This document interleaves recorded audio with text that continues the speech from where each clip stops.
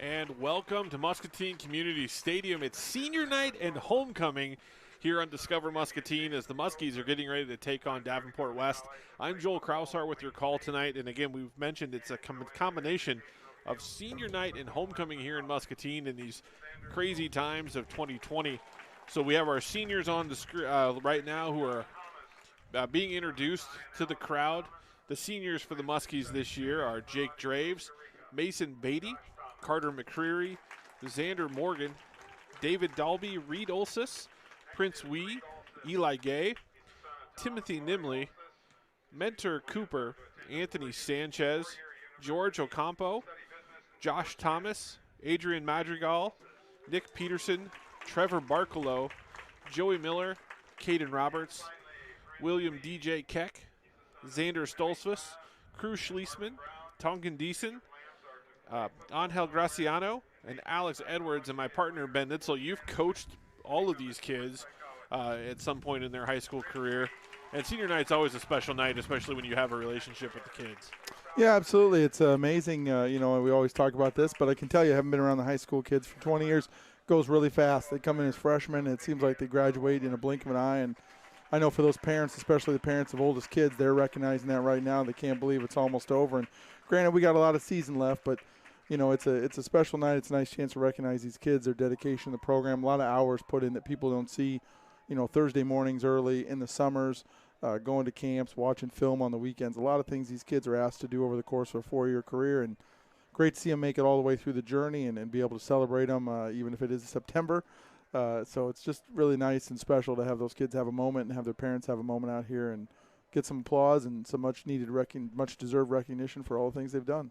Yeah, and it's a crazy year. We've seen just all, even in our region, North Scott having to an opponent cancel. Fortunately, North Cedar also had to cancel. Not fortunately that North Cedar had to cancel. West Liberty gets a game with Lisbon. They were able to match up since their opponents were unable to play. So there really is no guaranteed Friday nights here in 2020. So Muscatine moving up senior night to homecoming. So we're doing a little combination event, and it's senior night, I'm sure, also for the band and the other activities who are so integral in putting on a high school football game. We had homecoming last night, the parade and coronation. We'll have a little bit more on those folks, the King and Queen, maybe at halftime. And we're excited to bring you Muskie football. We are going to go ahead and take a break, though, because we are about 20 minutes to kick off. And we'll have a pregame show for you brought to you by Discover Muscatine. Again, Joel Kraushaar, Ben Neitzel. We're going to take a break for we're going to take a 10-minute break here. And then we'll be back with the Discover Muscatine pregame show. But it's senior night and homecoming. Stay tuned. Go grab some food, maybe some popcorn, and be ready for this ball game that's going to kick off here in about 20 minutes. There's no place.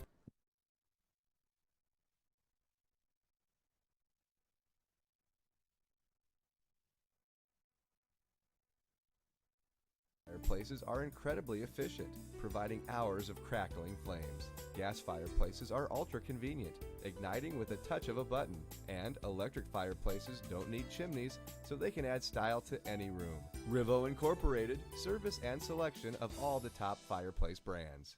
Get on a roll with Pearl City Construction, the local experts in roofing, siding, gutters, and more, where you always work directly with the owner and where homeowners don't pay out of pocket for deductibles. Whether you're planning home improvements months in advance or you're hit with sudden storm damage, you can count on Pearl City Construction to deliver reliable, on-time repairs and installation. Hi, I'm Rob Wadden, owner of Pearl City Construction. Give us a call or visit us online, and remember, homeowners don't pay out of pocket for their deductible. There's no place like home, and Eastern Iowa Community Colleges is our hometown college. With the security we need to explore, learn, and grow, it's the smart choice, always delivering quality, affordability, and flexibility. Because now, more than ever, there's no place like home, and there's no place like Eastern Iowa Community Colleges, the community's college. You know Rivo as expert plumbers, but did you know Rivo can also be your one source for complete bathroom and kitchen remodels? With professional craftsmen doing the job for more than 30 years, experienced in tile, carpentry, and of course plumbing, Rivo can transform a dreary basement into an elegant bathroom and upgrade a worn-out kitchen using inspirational design and quality brands. Before you stand in line at a big box store, call Rivo Incorporated and see how a hometown professional can refresh and improve your home. At First National Bank, we strive to provide the best customer service both in person and online. Our mobile wallet offers you great features within our mobile app: card controls, alerts, digital receipts. Mobile wallet is a free feature in our mobile app. Check it out today. Fireplaces are incredibly efficient, providing hours of crackling flames. Gas fireplaces are ultra convenient, igniting with a touch of a button. And electric fireplaces don't need chimneys, so they can add style to any room. Rivo Incorporated, service and selection of all the top fireplace brands. Get on a roll with Pearl City Construction, the local experts in roofing, siding, gutters, and more, where you always work directly with the owner and where homeowners don't pay out of pocket for deductibles. Whether you're planning home improvements months in advance or you're hit with sudden storm damage, you can count on Pearl City Construction to deliver reliable, on-time repairs and installation. Hi, I'm Rob Wadden, owner of Pearl City Construction. Give us a call or visit us online, and remember, homeowners don't pay out of pocket for their deductible. There's no place like home, and Eastern Iowa Community Colleges is our hometown college. With the security we need to explore, learn, and grow, it's the smart choice, always delivering quality, affordability, and flexibility. Because now, more than ever, there's no place like home, and there's no place like Eastern Iowa Community Colleges, the community's college. You know Rivo as expert plumbers, but did you know Rivo can also be your one source for complete bathroom and kitchen remodels? With professional craftsmen doing the job for more than 30 years, experienced in tile, carpentry, and of course plumbing, Rivo can transform a dreary basement into an elegant bathroom and upgrade a worn-out kitchen using inspirational design and quality brands. Before you stand in line at a big box store, call Rivo Incorporated and see how a hometown professional can refresh and improve your home. At First National Bank, we strive to provide the best customer service both in person and online. Our mobile wallet offers you great features within our mobile app: card controls, alerts, digital receipts. Mobile wallet is a free feature in our mobile app. Check it out today. Fireplaces are incredibly efficient, providing hours of crackling flames. Gas fireplaces are ultra convenient, igniting with a touch of a button. And electric fireplaces don't need chimneys, so they can add style to any room. Rivo Incorporated, service and selection of all the top fireplace brands. Get on a roll with Pearl City Construction, the local experts in roofing, siding, gutters, and more, where you always work directly with the owner and where homeowners don't pay out of pocket for deductibles. Whether you're planning home improvements months in advance or you're hit with sudden storm damage, you can count on Pearl City Construction to deliver reliable, on-time repairs and installation. Hi, I'm Rob Wadden, owner of Pearl City Construction. Give us a call or visit us online, and remember, homeowners don't pay out of pocket for their deductible. There's no place like home, and Eastern Iowa Community Colleges is our hometown college. With the security we need to explore, learn, and grow, it's the smart choice, always delivering quality, affordability, and flexibility. Because now, more than ever, there's no place like home, and there's no place like Eastern Iowa Community Colleges, the community's college.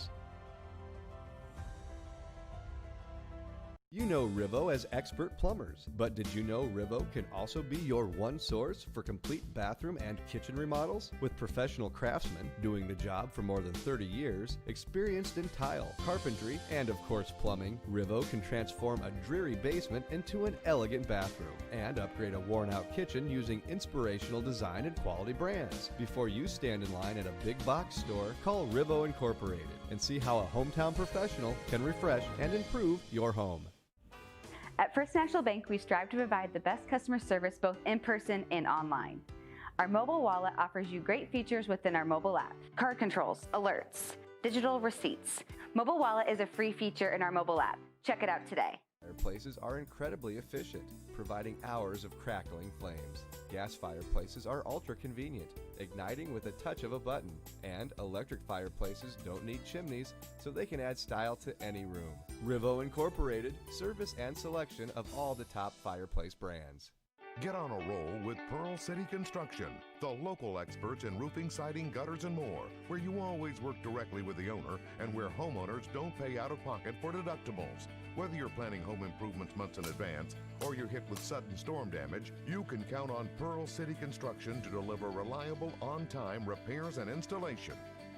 Hi, I'm Rob Wadden, owner of Pearl City Construction. Give us a call or visit us online, and remember, homeowners don't pay out of pocket for their deductible. There's no place like home, and Eastern Iowa Community Colleges is our hometown college.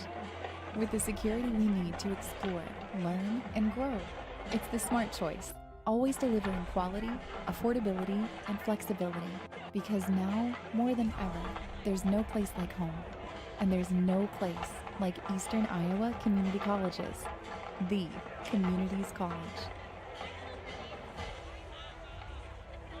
You know Rivo as expert plumbers, but did you know Rivo can also be your one source for complete bathroom and kitchen remodels? With professional craftsmen doing the job for more than 30 years, experienced in tile, carpentry, and of course plumbing, Rivo can transform a dreary basement into an elegant bathroom and upgrade a worn-out kitchen using inspirational design and quality brands. Before you stand in line at a big box store, call Rivo Incorporated and see how a hometown professional can refresh and improve your home.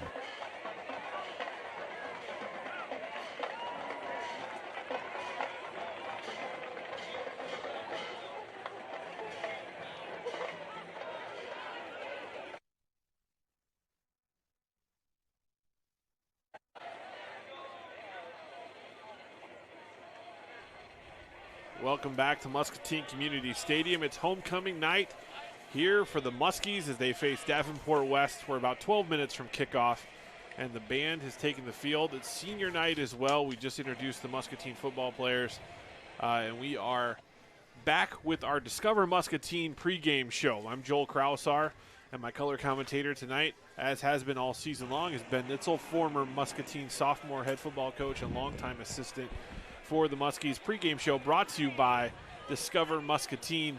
Ben, you know, Muscatine 0-3, Davenport West also 0-3 coming into this game, but it's really been two different teams as far as the records go. While the records are the same, West has struggled. They've only got one touchdown on the year, and Muscatine really showed a bright spot last week, taking number 9 ranked Pleasant Valley down to the wire and just losing by a touchdown. And some of that has been due to some changes of philosophy for the Muskies. Yeah, I mean, I think, you know, and it's hard to tell if those changes of philosophy are sort of deep-seated or if it's just sort of a response to, you know, playing the hand they've been dealt, in the sense of Muskies obviously here early in the season have been dealing with some injuries. You've had very spotty play from Tim Nimley in terms of what he's been able to do. Phenomenal player. Just been a little bit of the injury bug here early for him. Obviously thinking long-term, which is really smart of coach. Then, of course, you had the big shoulder injury, you know, in week 2. To Draves, and so, you know, just trying to rejiggle some things and do some things differently and put the kids in a position to win. And, you know, we saw some Wildcats, saw Eli Gay play quarterback last week and do some good stuff, and so very interesting. Yeah, you mentioned the broken collarbone suffered in week 2 by senior quarterback Jake Draves. He did have surgery last week, and I was told this week his goal is to rehab and try to be back for the week 8 playoff game.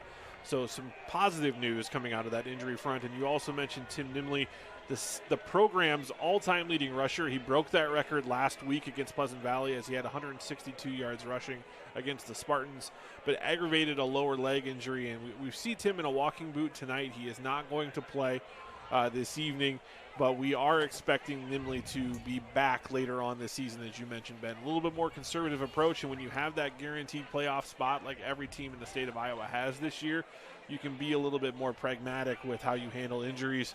And the Muskies definitely erring on the side of caution and building towards week 8. But it all starts again here in week 4 against Davenport West. And West really has been kind of trying to find their legs under them under first-year coach Brandon Cruzy, who is not a stranger to the area. He is a former head football coach at Davenport North. Coach Cruzy comes highly regarded at the high school ranks, and he's just trying to get things going there at West. Yep. I don't know. I know highly could be strong, but fair enough. I think he's a good coach, and it's take over a program and do some things. And those guys that coach up there in the Davenport Publics, it's not easy. There's a lot of things that they're dealing with and things that they're trying to do. And so we wish them the best of luck after this week.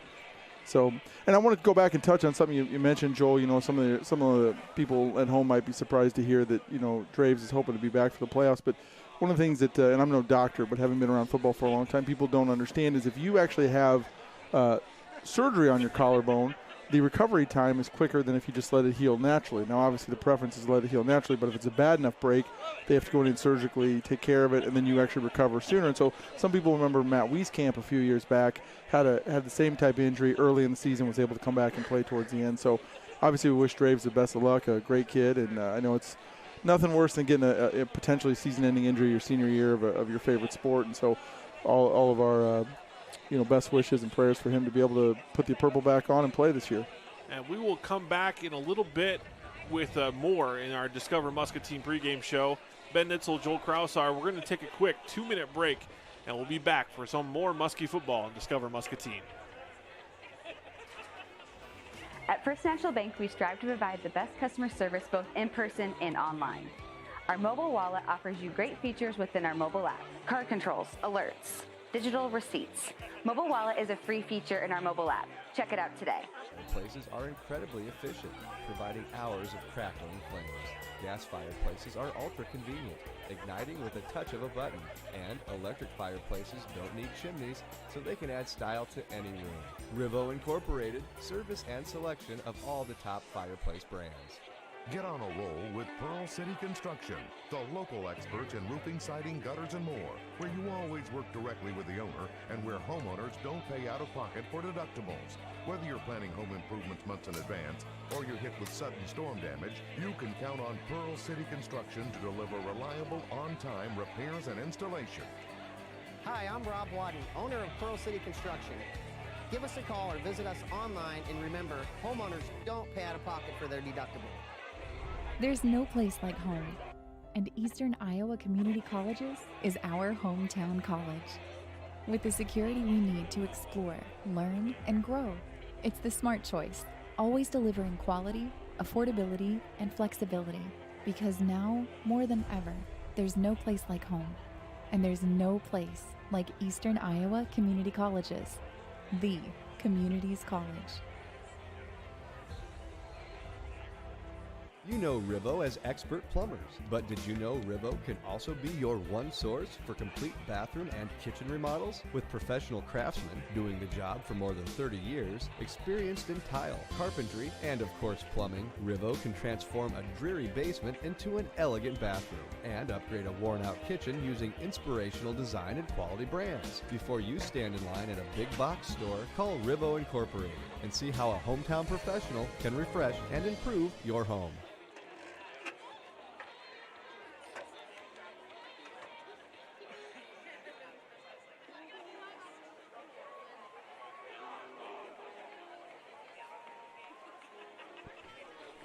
And welcome back to Muskie football here on Discover Muscatine. Joel Kraushaar, Ben Neitzel with you. We're about 5 minutes from kickoff.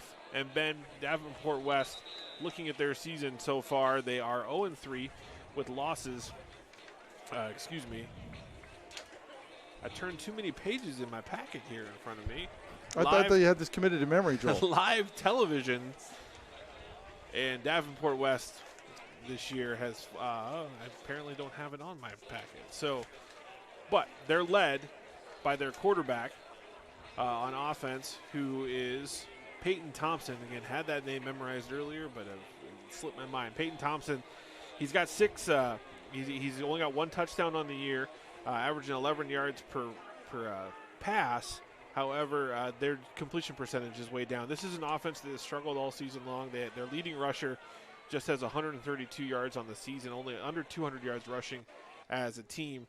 So the Muscatine defense, looking into this game, they've got some they have to feel like they have an opportunity to get some takeaways and maybe create some good field position for their offense. Yeah, I mean, they're certainly going to feel some pressure to say, hey, this is a team that has struggled. We need to continue to make them struggle. Now, this is also high school football, so you got kids that, sometimes just have a bad night. So maybe we'll see some fireworks out of Davenport West tonight, but hopefully not. I mean, it's a very strong defensive unit that Coach Hawkins has, very well disciplined. And if they can play their game, and to your point, I think there's an opportunity here to get some takeaways, try to shut these guys down, make them a little bit one-dimensional, and get back in that win column. And one player that we've noticed in the first 3 games of the season for the Muskies, one that you and I have talked a little bit about, George Ocampo at the safety position. He's been really impressive. What are some things you've seen out of George that have shown some leadership on the D? Well, I think George is a great player in the sense of he's able to play both sides of the defense. So he's able to drop back in coverage. He does a nice job tracking the ball from the safety position, getting over the top and covering, or even manning up a guy because he's a very quick, athletic build. But George also likes contact, so he's able to come up and help you in the run game, come up and fit into tackles. And that's really what you're looking for in that safety role. Somebody that's got that range, got a little bit of a lanky body that can cover a big receiver outside or have the speed to keep up with guys, but then also come up, stick his nose in, bury a guy down, and be a guy who is unaccounted for by the offense and can make plays. Sometimes those safeties are unaccounted for, but they're not interested in tackling, and then it doesn't really matter if you counted for them or not, but you better account for George Ocampo or he's going to come up and smash you. One of those other players that will come up and hit you, and he doesn't have to go very far because he lines up right over the ball, is number 72, Tongan Deason, the nose tackle for the Muskies, one of the top defensive linemen in this side of the state, if not the entire state of Iowa, the heavyweight qualifying wrestler. He shows a lot of his physical tools, and he gets a lot of tackles at a position that doesn't usually generate a lot of tackles. Triple teams, double teams don't seem to phase him too much. Yeah, that's exactly right. And, to be fair, though, he also doesn't get quite as many tackles as he would if you were in a 4-front. So being in that 3-front, his job is to get in there, smash that center, and demand that every single play, a guard and the center are going to have to block him, if not 2 guards. Doing that should free up your linebackers, allowing him to run through.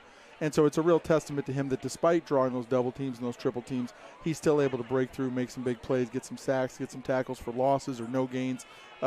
Really tremendous player and somebody that defenses have absolutely got to account for, and that is then going to free up for some of these other athletes that are on the field to be able to run through and make plays, because when you're a player that's taking 2 guys, all of a sudden now the offense is short at least 1 guy. And he is playing both ways, starting at right guard as well tonight is decent. And going over to the offensive side, we alluded to it a little bit earlier with the injury to Draves. Muscatine really only threw 2 passes the entire game last week against Pleasant Valley. I guess they had 4. They had 2 towards the end, kind of Hail Mary type passes. They went to, almost, circa mid-2000s Miami Dolphins Wildcat look with Eli Gay at quarterback.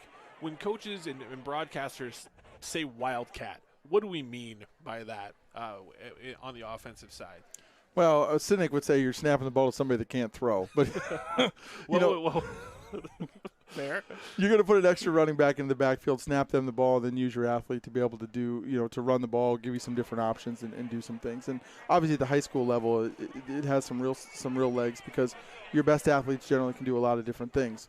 At the pro level, people may remember some of the famous memes and videos of Jay Cutler standing on the sideline when his team was in Wildcat. So as the quarterback, he's on the sideline just standing there with his hand in his pocket. Snap that ball to the running back to a great athlete and allow them to hand off, run, do some different option type things. Really keep that defense guessing.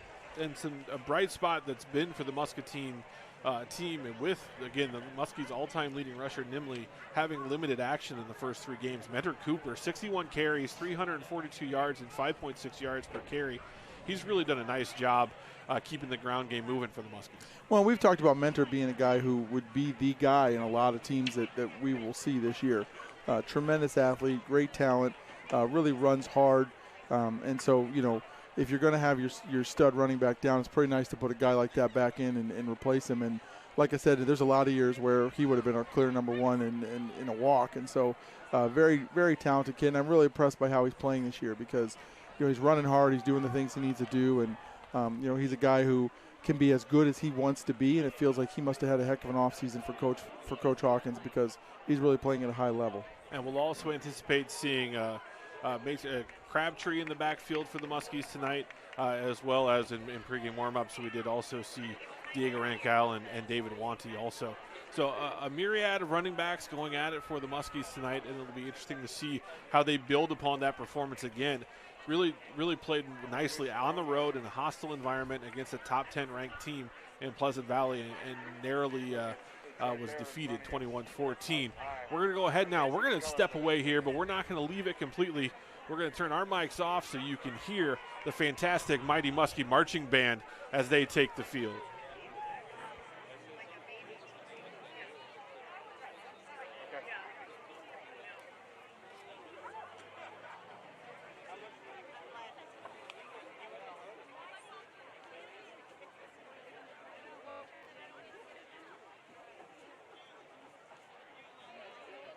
Got it.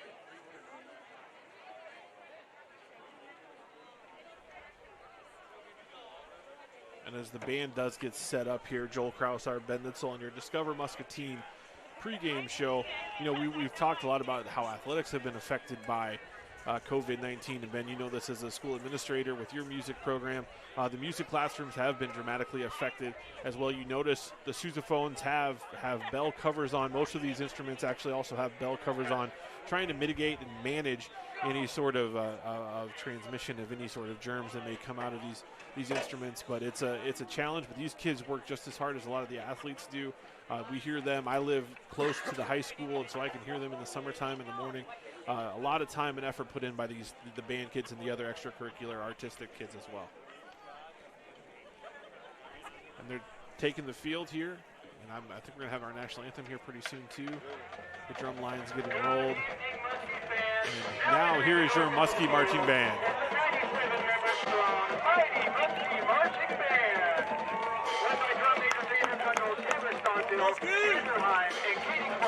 The band will now march across the field playing the squirrel song and the fight song.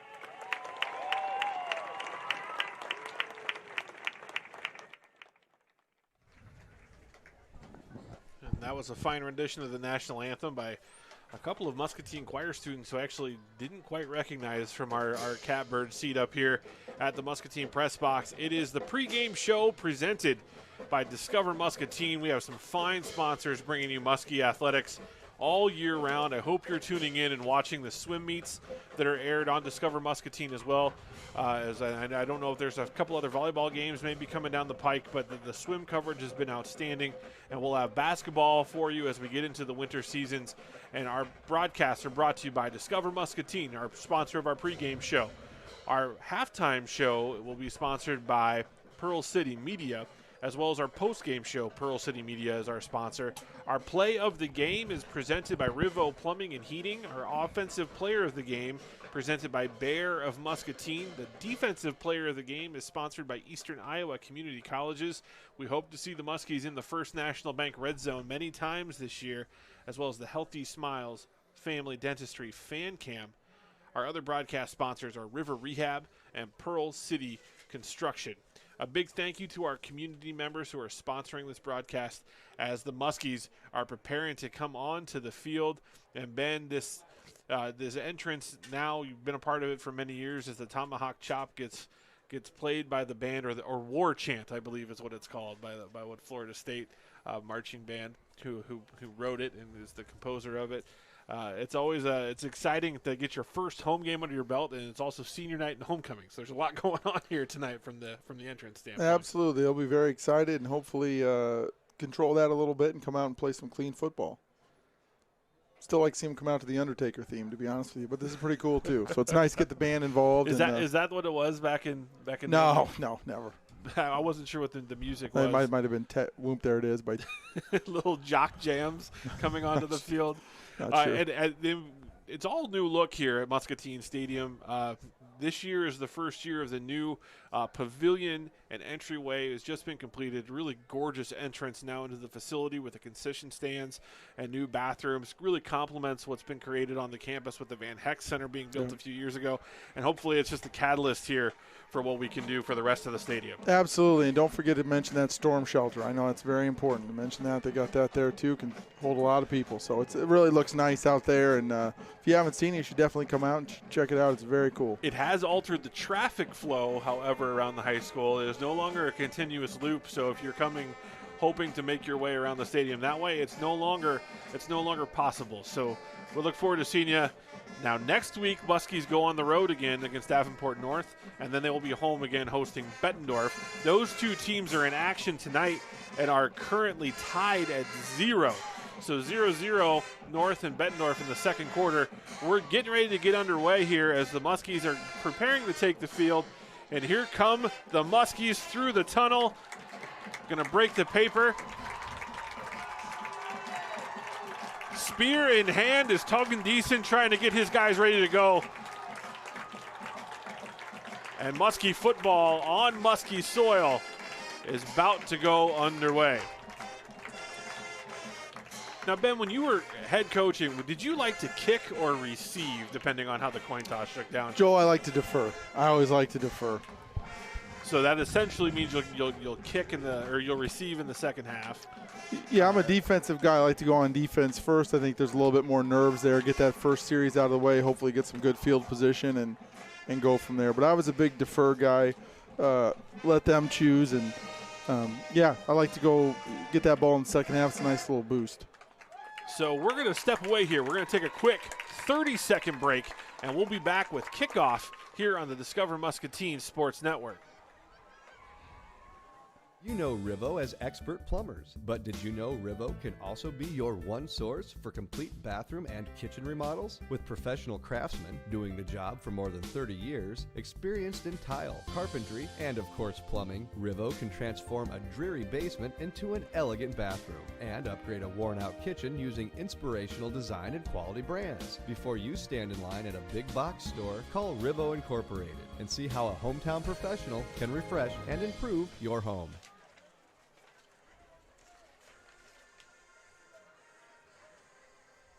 Welcome back to Muscatine Community Stadium. Joel Kraushaar and Ben Neitzel on the call on Discover Muscatine. It is the Discover Muscatine pregame show, and we are getting ready to kick off. The Muskies will receive the opening kickoff. So the Davenport West kickoff team is out and ready to go.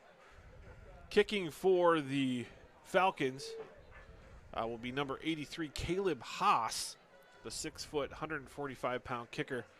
And the Muskies will look to get off to a good start here offensively with David Wanty and Prince Wee back deep for the Muskies. Anthony Sanchez, one of the up backs right there in front of him, along with Diego Rangel. Muscatine has been very good on kickoff returns this year. Eli Gay, their leading return man, but he is not back deep as he has assumed the quarterback position. And it's very rare you end up putting your quarterback in also as your kick returner. Yeah, not if you wanted to be your quarterback very long, Joel. I think Jake Gervais used to do that for Assumption, but young man's playing for the Los Angeles Rams now. So Haas will kick off. And that's going to go to Wanty. And he's going to bring it to the Muskie sideline. And he's got a little bit of a wall here. He's got a seam across the 30. He's got open field over the 50-yard line. David Wanty with a 51-yard return. He'll get it into Falcon territory as the Muskies start with phenomenal field position. Well, you always get nervous as a coach. But David, nice job staying. A very nice block out there. Missed two, got it. Got himself going. So the Muskies will start at the Falcon 48-yard line with Eli Gay in quarterback. He's got Nolan Recker and Crabtree in the backfield with him. Wee and Dalby split out right. And Gay's going to keep it. He goes over the right side. He's out over the 40-yard line. That's close to a first down, and I think he's got it, Ben. Yeah, nice job there. Little read play. He got the read he needed to pull it, pulled the ball out, got to the outside, got a nice block from his tackle out there. Nice job by Stolfus setting it up, and away he goes. First down, Muskies. Muscatine goes no huddle, picking up the tempo. Xander Morgan out wide left, Recker at tight end. And Gay's going to keep it again after faking it to Crabtree. He's spread out left, and he is going to be tackled for a loss. Yeah, nice job there by Davenport West defense there. They strung it out. You know, obviously Gay's a tremendous athlete, but if you can get enough white shirts there, you're going to be able to make that play. Looked like number 31, Michael Ray, spreading that play and keeping the edge, not letting Gay get outside. So Recker, Gay, and Crabtree in the backfield. Wee and Dalby split out wide right. The give is to Crabtree, and he's got a big seam, and here he goes. Big run for Crabtree. Great little crossing block in there, Joel, by Garrison and Stolfus. Stolfus smashed down on the defensive tackle. Garrison went around him, popped out the defensive end, and that would set up the hole for Crabtree. So first down for the Muskies inside the First National Bank red zone. Here goes Crabtree off right tackle. He's got a wall of blockers in front of him, and he's down inside the 10-yard line. Boy, Caden Roberts pulled around there. Roberts couldn't find anybody to block. There was nobody there. So first and goal for the Muskies. Quick tempo here. Gay takes the snap, and we have a flag. Some sort of a neutral zone infraction, whether it's offensive or defensive. Looks like it's against the Falcons. Lined up in the neutral zone, offsides for the Falcons. So that'll be half the distance to the goal. They'll still be second down, at the 4. 10:58 to play here in the first quarter. Muscatine moving fast. Gay takes a snap, gives it to Crabtree. Goes over right guard. It's close. Trying to find his way into the end zone. No signal yet. Looks like they're going to mark him a little short, Joel. Mark him at the 1-yard line. So Mason Crabtree, the gain of 3, it'll bring up third and goal at the 1. Well, and Mason's a strong kid, but he's not a big kid there, and that's where a couple extra pounds might have helped. Gives it to Crabtree again, and he finds his way in the end zone. Touchdown, Muskies. Nice job there, Joel. Great first drive. Obviously keeping the ball on the ground, looking good on the option, and then Crabtree really doing a nice job when he got his number called. That interior offensive line driving off the ball. Cruz Schliessman at center, and the guards just doing a nice job. Tongue and decent, really controlling the line of scrimmage. Well, I like seeing those crisscross blocks, too. I'm thinking they're very effective at the high school level. So they'll bring on Prince Wee to kick the extra point. Kick is up. and it is good. So the Muskies, in a quick fashion, take the lead 7-0. We're going to step away for 60 seconds. It's Muskie football on Discover Muscatine. At First National Bank, we strive to provide the best customer service both in person and online. Our mobile wallet offers you great features within our mobile app. Card controls, alerts, digital receipts. Mobile wallet is a free feature in our mobile app. Check it out today. Fireplaces are incredibly efficient, providing hours of crackling flames. Gas fireplaces are ultra convenient, igniting with a touch of a button. And electric fireplaces don't need chimneys, so they can add style to any room. Rivo Incorporated, service and selection of all the top fireplace brands. Get on a roll with Pearl City. There's no place. I'll check Welcome again. back. Welcome back to Muscatine football on Discover Muscatine. Muscatine leading Davenport West 7-0. 10:25 to play here in the first quarter. And Ben, that was an all-run, all-the-time explosive drive from the Muskies in their first possession. Well, it's hard to call a pass when you can pick your poison there on the run. So nice job by the coaching staff there to stick with what was working, and just a dominant first drive for the Muskies. Wow. Mason Crabtree punched in that touchdown, and Kraushaar with the kick. It's taken by the up back.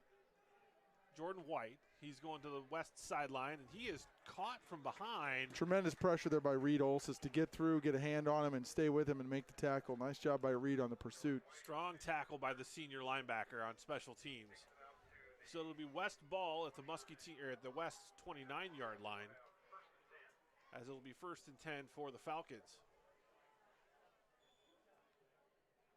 Peyton Thompson, their senior quarterback, will lead his offense out. 3 wide receivers to the right. And now a short motion from the running back. They will keep it as a pass, slant pass complete to Dalton Thompson. And a nice gain on first down there for the Falcons. Yeah, Coach Hawkins won't be happy with that start, but just a missed tackle there, and they got him, and the kid made a nice catch and got some positive yardage. A little quick slant route, and like you said, a missed tackle gave them the ability to run after the catch. So it'll be 1st and 10 just over the 50-yard line at the Muskie 49. Spread offense here.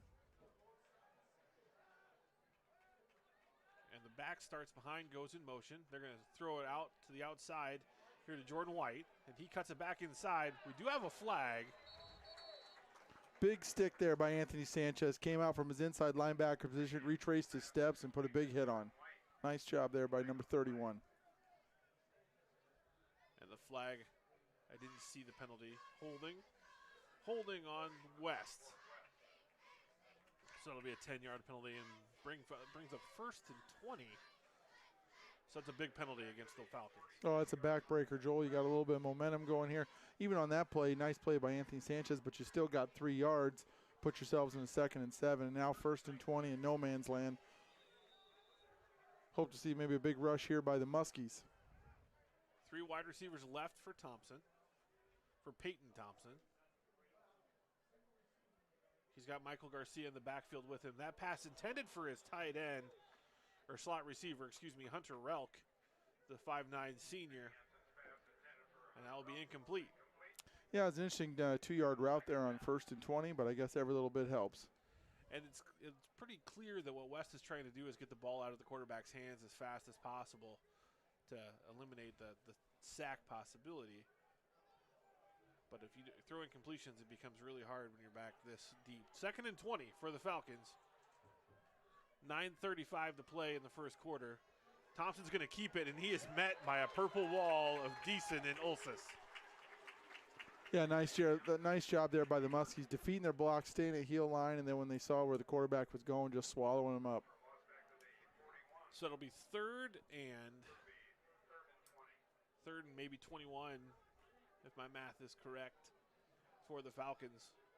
This is a screen situation, wouldn't you say, Ben? Yeah, you think possibly, but I don't know here. I don't know. I haven't seen much of West. They might just go for the old heave it up and pray.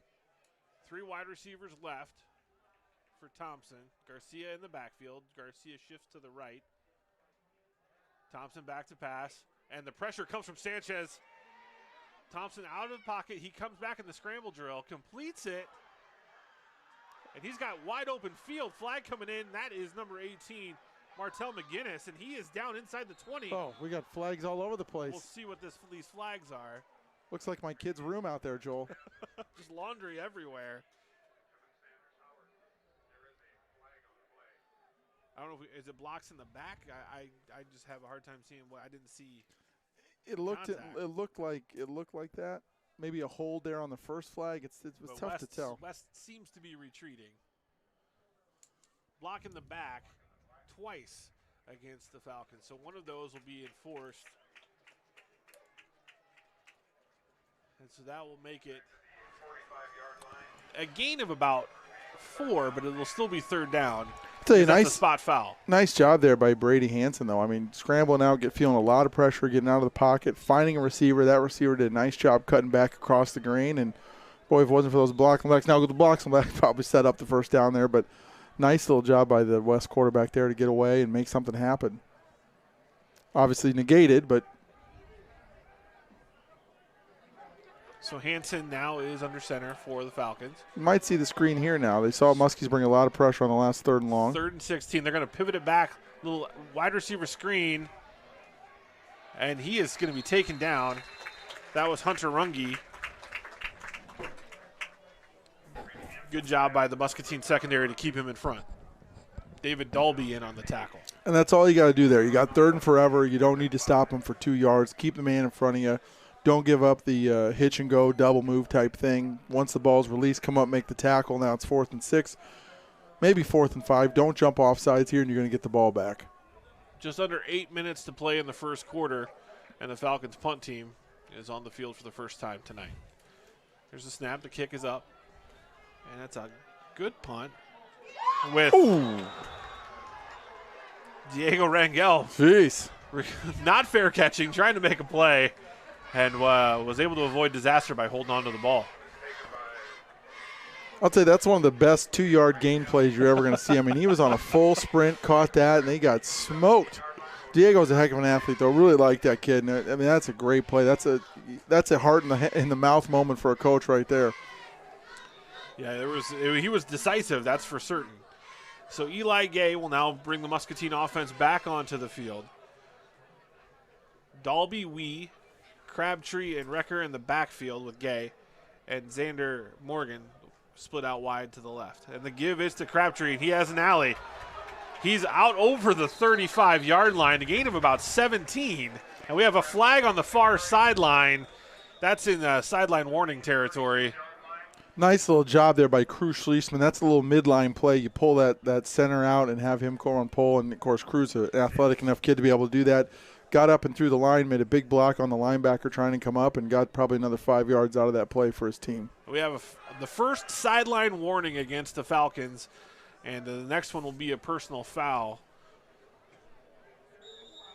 So it'll be 1st and 10, just over the 35-yard line for the Muscatine Muskies. Gay, he's going to give it to Crabtree, who's off right tackle. He breaks it outside, breaks a tackle, and Mason Crabtree has another 13-yard gain. There is another flag on the play. Uh-oh. Well, you're in the midline to the left, Joel. I guess you turn around and run the midline to the right. That's Cruz Schliessman again pulling out and leading the charge there to the right side of the line that time. I think we may have a hold in this situation. But yeah, holding against the Muskies. We've had a high volume of flag per play tonight so far.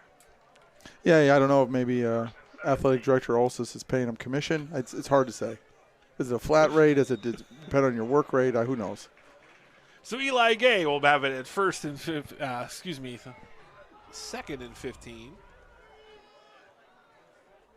He gives the ball to Crabtree for a short gain. See, that was still first down. So now it'll be 2nd down for the Muskies. 7 minutes to go here in the first quarter. Muscatine leading 7-0. It's really been all Mason Crabtree so far. 5'7", 145-pound junior running back as Eli Gay takes the snap. He gives it to Crabtree over left tackle, and he's again has an alley, and he puts his shoulder down, and he gets a couple yards after contact. Yeah, nice job there. I mean, the kid's a hard-nosed wrestler, very strong kid, and doing a great job running. And let's also give some credit to Eli Gabe, because I guarantee you the fact that they're running the read, the fact that that defense knows he can pull that ball and go is drawing extra attention. Take nothing away from Mason. He's running hard. But that double threat really makes defenses commit guys where they don't know where the ball's going to go. And this offensive line really controlling the pace for the Muskies. So Gay will now keep it on a quarterback power over the right side, and there he goes. And just like that, he is so elusive when he has the ball in his hands. Absolutely. Great run there by Eli Gay. And again, set up by that front offensive line. Caden Roberts, the senior, on the big pole, sealed that inside linebacker and allowed him to get to the first down marker. Gay gives it to Crabtree. And the Falcons able to hold on, and just a short gain for the Muskies. Muscatine just under 6 minutes to play here. Eli Gay is going to keep it on the option. He's got a gain of about 4 or 5. He'll make it 3rd and short. Well, and that was all athleticism right there. Nice little hole opened. He was able to get through it, ran by his blocks, and made something happen. Put him in a very manageable 3rd down here. Interesting to see if Coach tries to go on, too, and draw Davenport West offside. Eli Gay lined in the shotgun. They tried it. Didn't work. He gives it to Crabtree, though. Breaks a tackle. It's going to be close. Looks like they're going to be just a yard short. Here, yeah, about a yard short here. So it'll be 4th and 1, and I think this is 4-down territory. Well, I think when you're running the ball this well, it is. So we're changing the ball out. Yeah, there we go. The big preventer. The inability to go quick because they changed the ball. Well, 6 people still touched it. 5 minutes to go here in the first quarter. As Eli Gay and the Muskies. He gives it to Crabtree. And I think Crabtree, depending on where this spot is, I don't know if he got it. It looks like they're going to mark him short. So the Falcons defense holds on 4th down. And it'll be Davenport West ball as the Muskies turn it over on downs. Well, and that might just have been a little bit of a too slow of a play there, Joel. You're really dominating them. You seem to be physically superior. You might just need a little bit of a quicker call there just to try to get that yard or two as fast as you can. But again, I feel bad for the Muskies too because the ball change. I mean, they were ready to go, and I think Davenport West was unbalanced and not prepared, and they were ready to go, and then you had that delay, and certainly seemed like it was fortuitous for the Falcons there. And a little inadvertent timeout opportunity. So now the Muskie defense in a sudden change situation will now come on the field as the Falcons take over at their own 41-yard line. Trips to the top there. And Brady Hansen is back to pass, and he's going to throw that. He's got White. So Jordan White with a nice completion on first. So Coach wants to complain because they're taking that running back from pistol and moving it up to shotgun. At the same time, that quarterback's taking a step forward. Now, I know it's just a thing, but as a defensive guy, it really bothers me. It's one of those things that football has kind of just relaxed its view of. Every college team who runs the spread does it now too. So Hansen, he's going to keep it, and he's going to throw it out wide. Incomplete pass, barely incomplete. And barely a pass, too. Yeah, Blake Melito, the intended receiver. Yeah, that was almost a fumble. Yeah, that was definitely forward, but I mean another yard backwards, and that's a big problem for the Falcons there. So it'll be 3rd and 1 with 4 minutes to go here in the first quarter. As Muscatine leads. Got to key the ball here, see if they try to draw you offside. This is nice for a defense. If you can do a little bit of a stem and move your guys, it can help you out. And there's the stem from the Muskies, changing gaps. Hansen comes under center, and there is nowhere to go for Garcia. No, again, and this is my pet peeve, Joel. Why are you putting a guy 8 yards back in the backfield to try to gain 1 yard? I mean, what do you Muscatine's too dominant up there. TD did a great job standing his guy up, but you're helping the defense out by making your guy run a 9-yard sprint to get the first down. I do not understand that. That happens on all levels. As the Muskies defense bows their back and they force another punt, Rangel back deep. Let's see if he fair catches it this time. There's the punt. That's a high short that's punt. a Peter Get away. call. You gotta Get out away of there. from this one. Nice job by the Muskie. Well, most of them. And that ball will be downed by Hunter Jones at the Muscatine 31-yard line. So good defensive stop after the turnover on downs for the Muskies. 3 and out. Yeah, really nice job there, buckling down and getting the ball right back for the offense.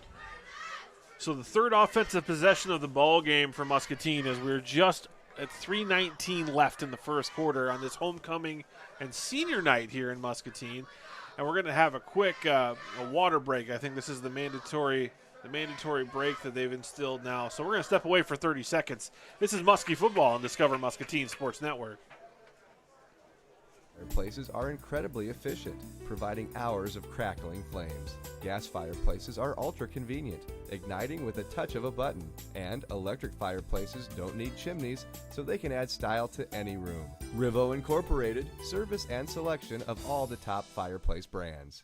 Get on a roll with Pearl City Construction, the local experts in roofing, siding, gutters, and more, where you always work directly with the owner and where homeowners don't pay out of pocket for deductibles. Whether you're planning home improvements months in advance or you're hit with sudden storm damage, you can count on Pearl City Construction to deliver reliable, on-time repairs and installation. Hi, I'm Rob Wadden, owner of Pearl City Construction.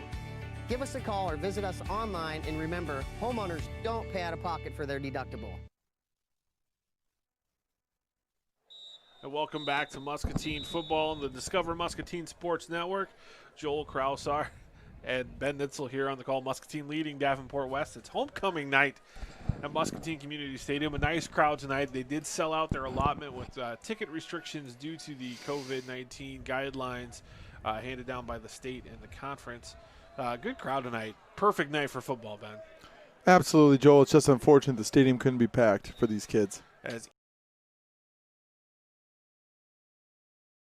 Crabtree, who already has a touchdown on the night, also in his backfield.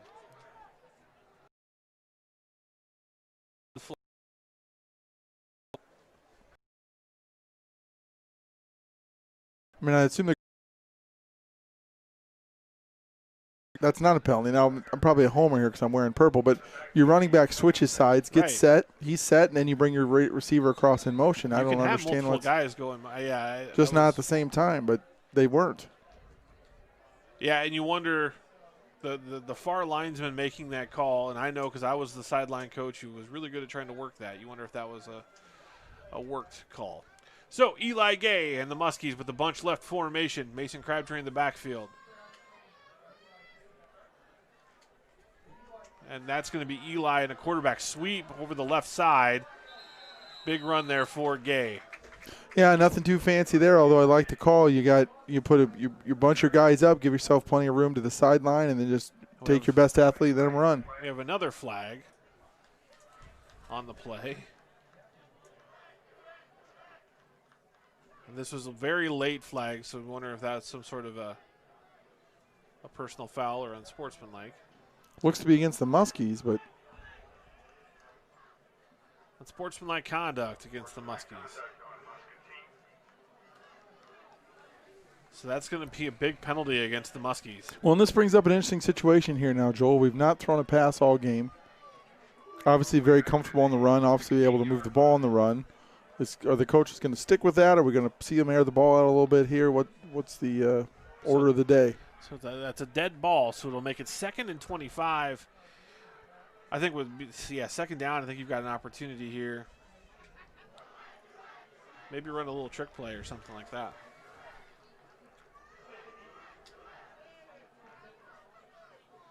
Eli Gay. He's got Recker at this tight end position. They give it to Prince Wee over the right side, and he's going backwards to try to gain some yardage, and he gets about 4 or 5 back on that play, so he'll still make it 3rd and long for the Muskies. Yeah, it's a nice little. Also see what your defense is going to do against that, so I like that call.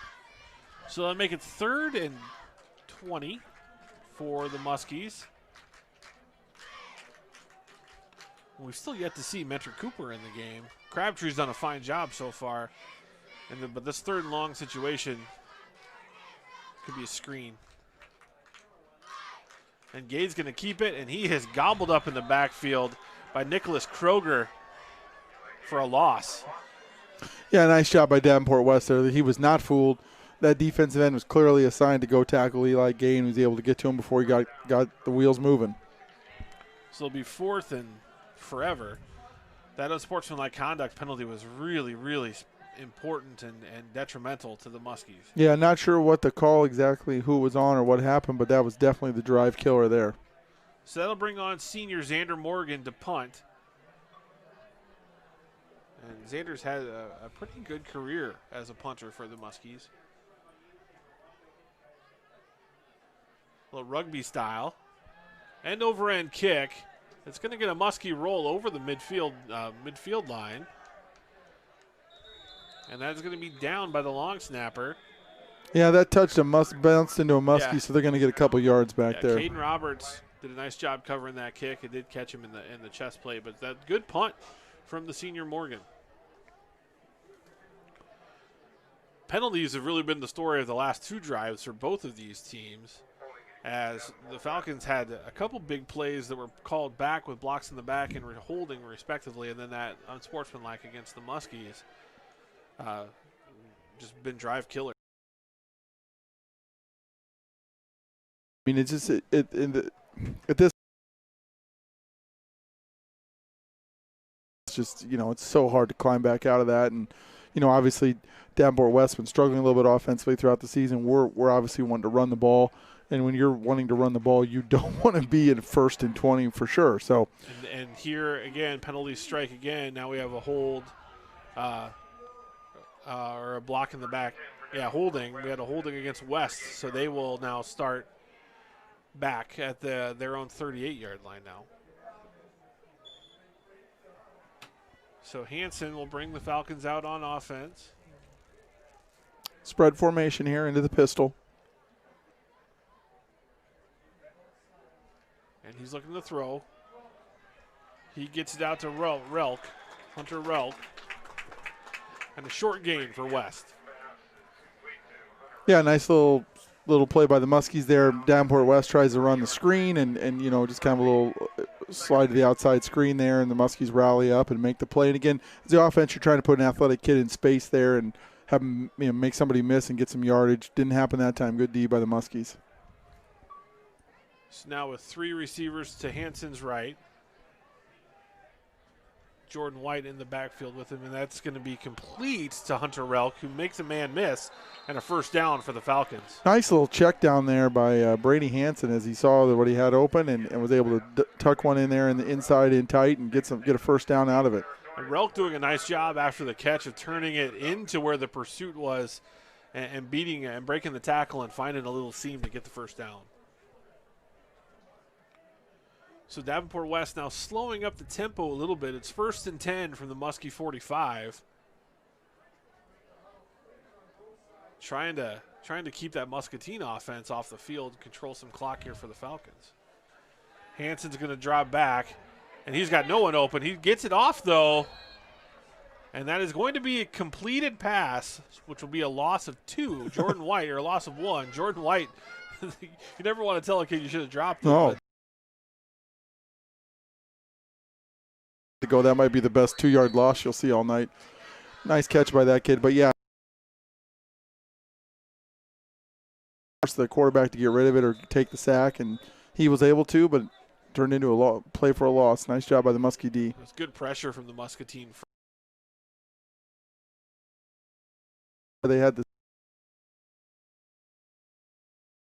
with dropping deep and giving West a little bit of a different look. We've seen some quarters tonight. We've seen some man coverage, and we're seeing some cover 3. And right now they're getting the spot corrected. The umpire moved it to the middle of the field when that was caught outside the hash. So they'll bring it over to the right hash. 2nd and 11 with 26 seconds to go here in the first quarter.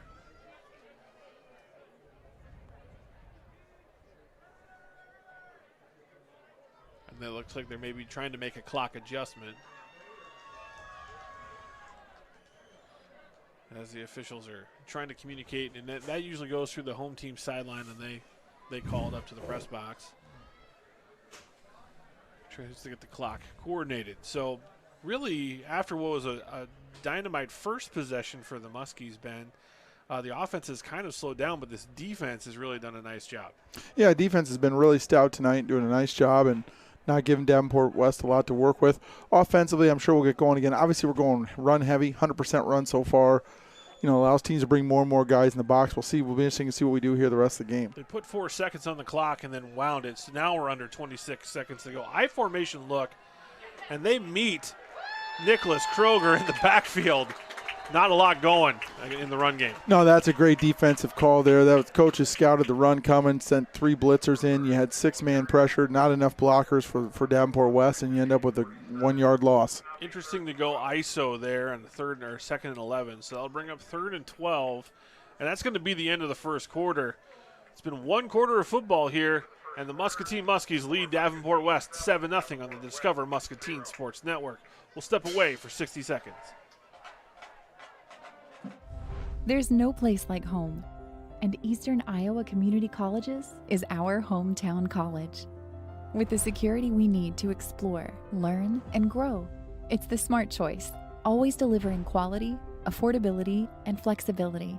Because now, more than ever, there's no place like home, and there's no place like Eastern Iowa Community Colleges, the community's college. You know Rivo as expert plumbers, but did you know Rivo can also be your one source for complete bathroom and kitchen remodels? With professional craftsmen doing the job for more than 30 years, experienced in tile, carpentry, and of course plumbing, Rivo can transform a dreary basement into an elegant bathroom and upgrade a worn-out kitchen using inspirational design and quality brands. Before you stand in line at a big box store, call Rivo Incorporated and see how a hometown professional can refresh and improve your home.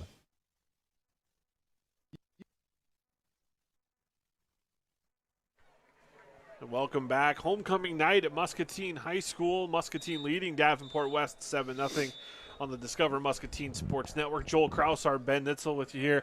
As we begin the second quarter, Davenport West has it 3rd and 12 just across the 50-yard line at the Muscatine 46.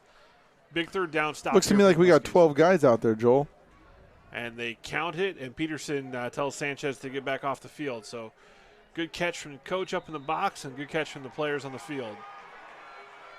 3 wide receivers to the left for Hansen. He drops back to pass. He's going deep.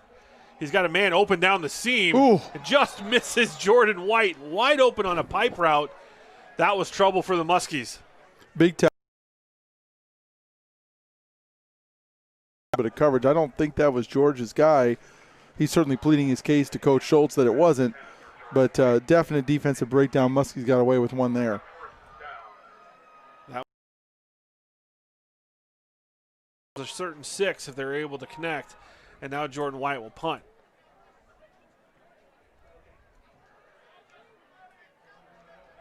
White's kick is almost blocked. And then Rangel will go back deep. He doesn't field it, and he's got to just let that go into the end zone. Dangerous game down there. Jeez. Coach Randy Ball. He's going to have to go sit down over there. First 4 years as a high school coach as a special teams coordinator, and very fortunate to come away with the touchback there. Well, despite the defensive breakdown there on 3rd down overall, other than that, a very nice series from the Muskies. Get the ball back for their offense. Hopefully we can get something going here. Eli Gay back in at quarterback for the Muskies as he has been since the start of the evening. Mason Crabtree in the backfield. Going to keep that, and he is met in the backfield again by Kroger, and he's able to scratch and claw for the Muskies. And I know you want to stick with your hot hand here, but I feel like we're getting in a situation where Davenport West is well coached. They realize what's going on. I think it looks like Kroger's one job is to shadow Gay everywhere he goes.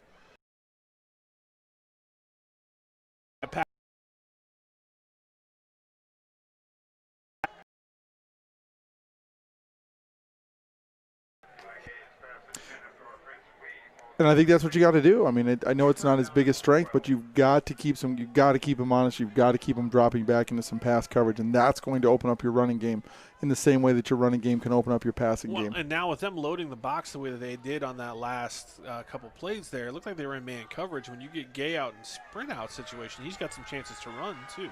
Absolutely. So Gay on 3rd and 12. I mean, look at this. You got a wide open guy out here to the bottom of the screen.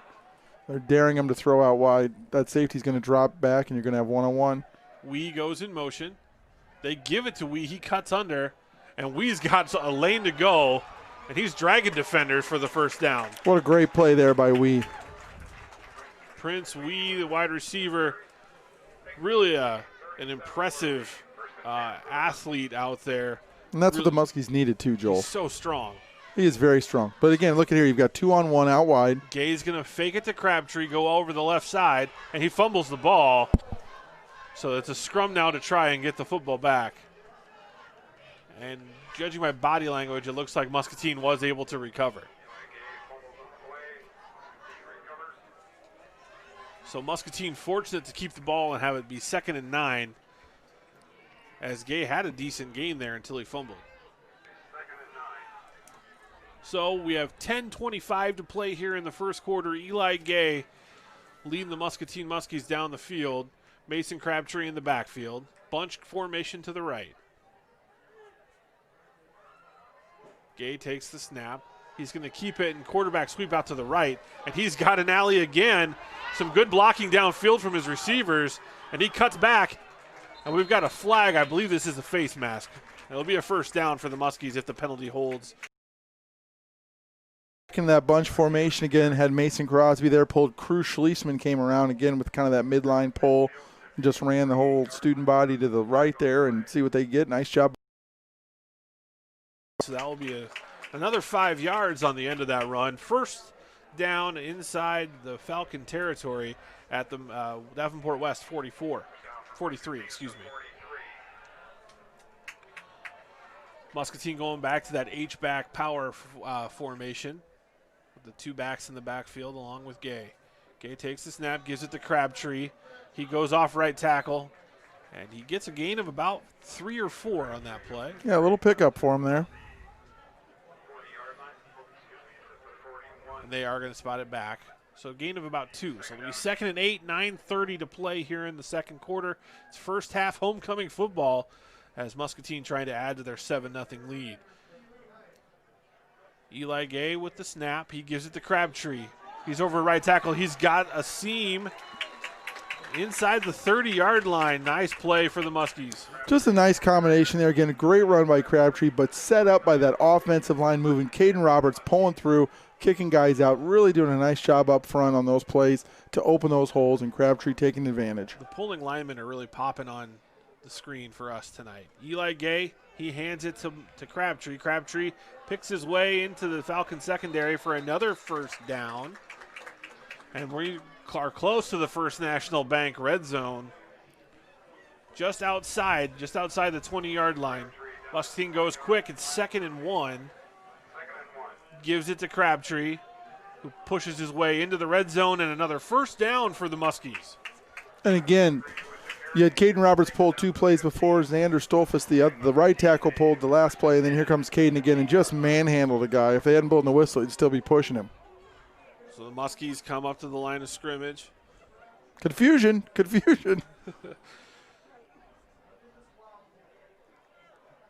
Got 2 backs to the right. Gay's going to keep it now. And he's out wide. What a block in front there. Eli Gay picks his way to the end zone, but Nolan Recker with the pancake. We're all talking about Eli's touchdown, but Nolan put a guy on his back. Oh, yeah, it set it up.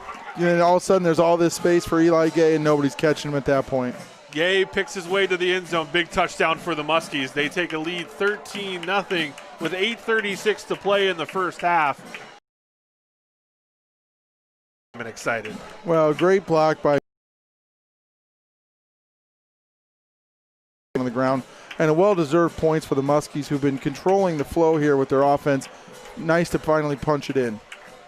Prince Wee on with the kick. Connor Christensen with the hold.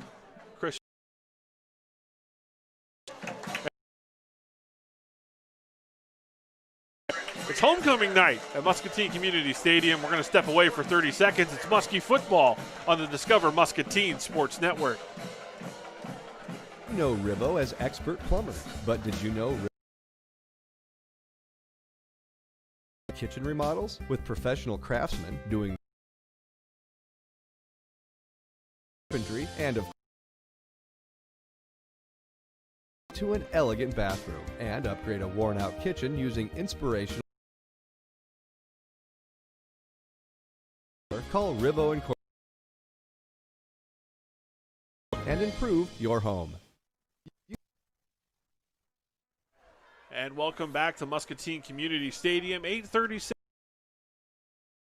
nothing. Coming up on our Discover Muscatine halftime show, we'll talk more about what we're seeing so far in the first half, and it's really been all on the ground and really dominant play from the Muscatine offensive line. Looks like we only got 10 out there now. Am I wrong? No, they're counting some stuff. It looks like we've got another player coming on. Old habits. Ball comes onto the field. Prepares to kick off. And West has had some nice things going on offense, but penalties have effectively acted as turnovers for them, getting them back behind the sticks. Schlesman kicks off. And that's taken by White, and he's going to go to his own sideline up the right. He gets over the 25 and is pushed out of bounds right around the 30-yard line. Well, a little Ole tackle there from David Wanty. That's why you got to break down tremendous speed, get down there, but then break down a little bit and just secure the tackle. You know, West has got to look at that last offensive possession where they had a sure touch. White. You can see West trying to come back to that sooner than later. Well, and again, it's blown coverage, so hopefully Coach had some time there on the sidelines to get that figured out and who had who and who's responsible for the guys streaking to the middle. And there's not a defense around that doesn't have somebody guard in the middle. So Hanson back.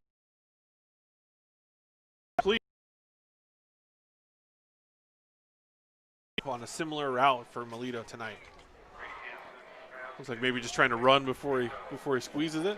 Yeah, I'm not sure. Second down and 10 from the from the West 29-yard line. May just not be very good at catching. I don't know. It's tough to say.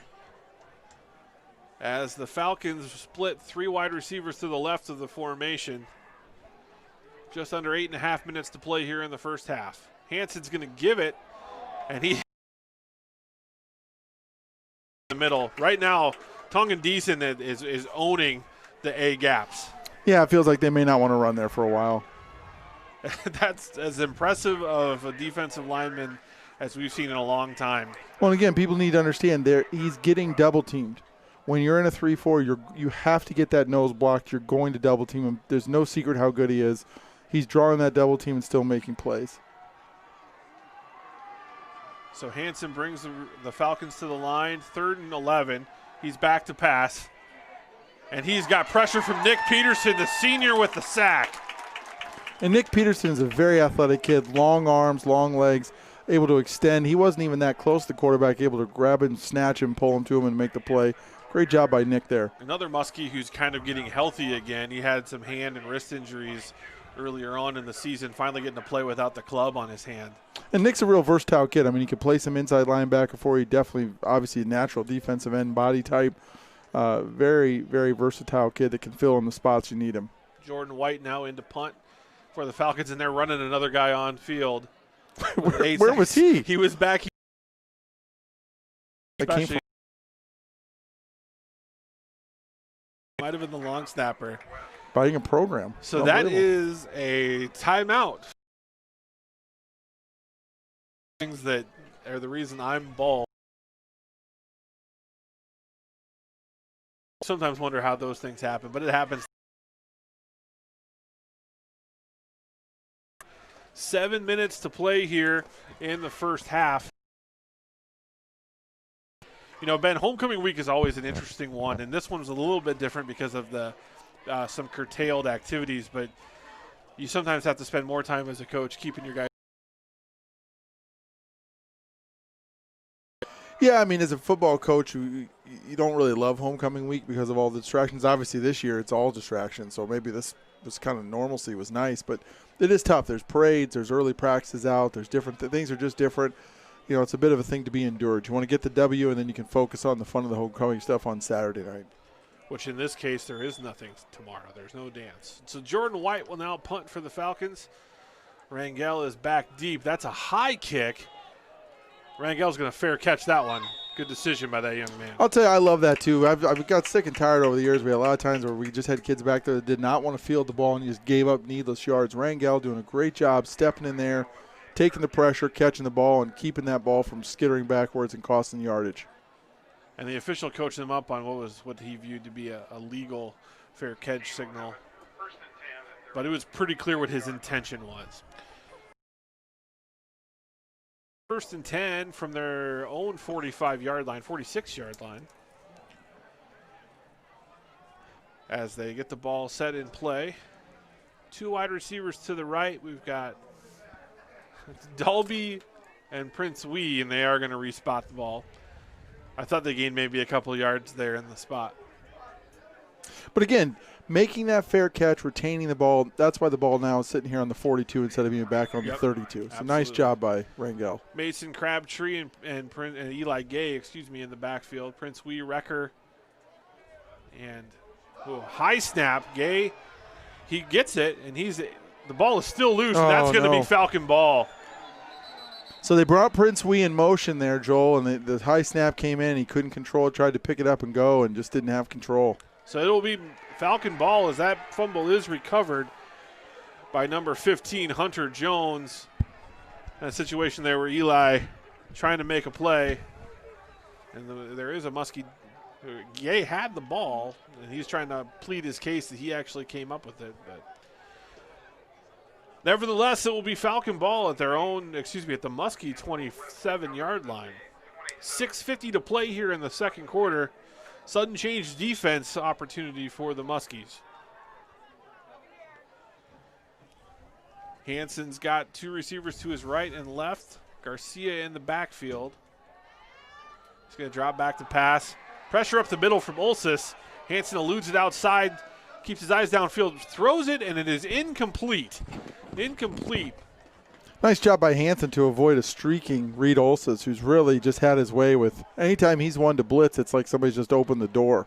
Yeah, Hansen's really done a nice job, too, of keeping his eyes and had several opportunities to find open receivers. So it'll be 2nd and 10, 6:44 to play in the first half. Muscatine 14-0. West with their best field position of the night after the Eli Gay fumble. I'd like to see Trevor Barklow get involved a little bit down here. Very strong kid, nice athlete. See if he can get a little bit of pressure coming from that edge. High formation, play action, boot. Here comes Olsis.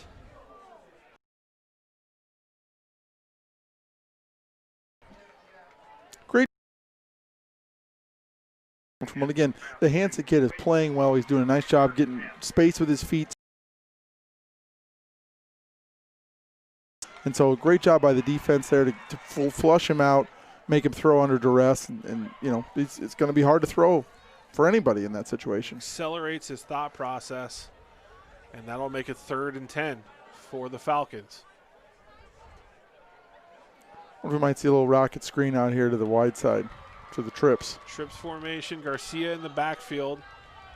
Hansen, he throws it out wide, just an out route, and that is dropped by Jordan White. Nice throw by Hansen, just dropped by his receiver.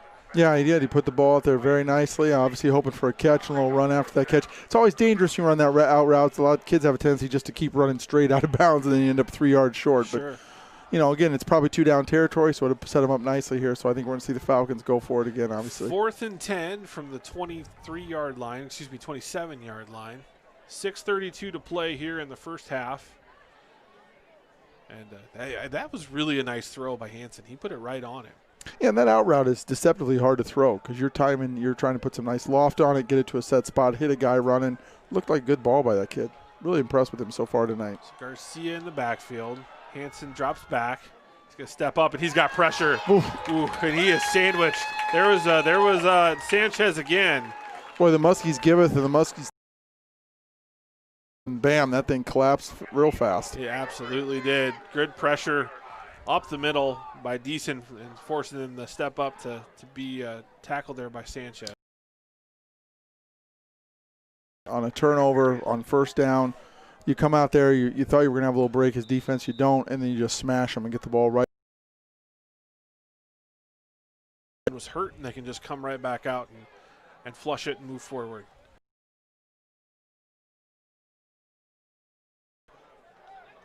Prince William motion, high snap again. Gay takes it, and he's going on his own. Flag on the play, but it's a big gain. By the call, by usually with that flag, is that usually means it's coming back.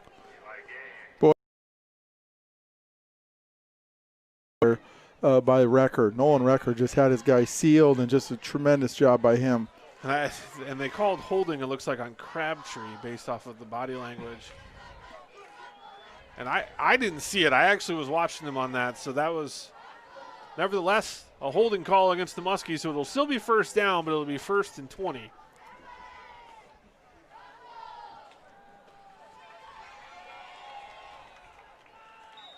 Just trying to get some yards back in little chunks here. Yeah, a bunch into the boundary here down at the bottom of the screen. We'll see what they do. Maybe run a little read option, see if they can get Eli out to the top of the screen.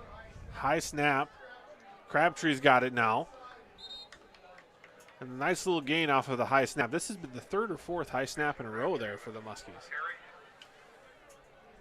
Cruz Schliessman in the center. And he's had a fantastic season. He's done a really nice job most of this game, too. Well, and he's really filled out. He's always been a tall kid, but being able to kind of build into that size a little bit has certainly helped him out. Bunch left. Schliessman there right on the money with the snap. Gay now gets out to the left, and he's got some room to go. Eli Gay across the 40-yard line, and then some. First down, Muskies just short of the midfield. Nice job there. Again, kind of ran a version of what they ran last play. This time Eli keeps it. Gets to the edge. It was clearly set up that way. Had the horses out there to help him and got some blocks, and away he goes.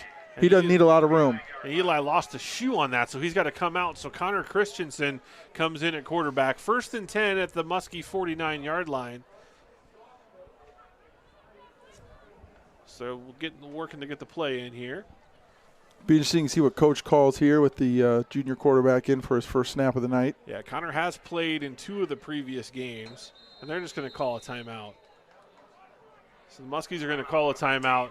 Good decision there from Coach Hawkins. He's got 3 of them left. 5 minutes to go here in the first half, as the Muskies lead 14-0. That's a good timeout by the Muskies.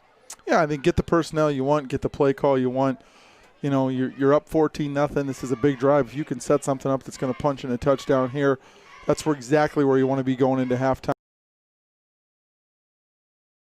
Out, get what you want on the field, and set yourself up for success. We've seen that bunch formation a couple of times tonight for Muscatine and Ben. They've been able to get outside into space on that.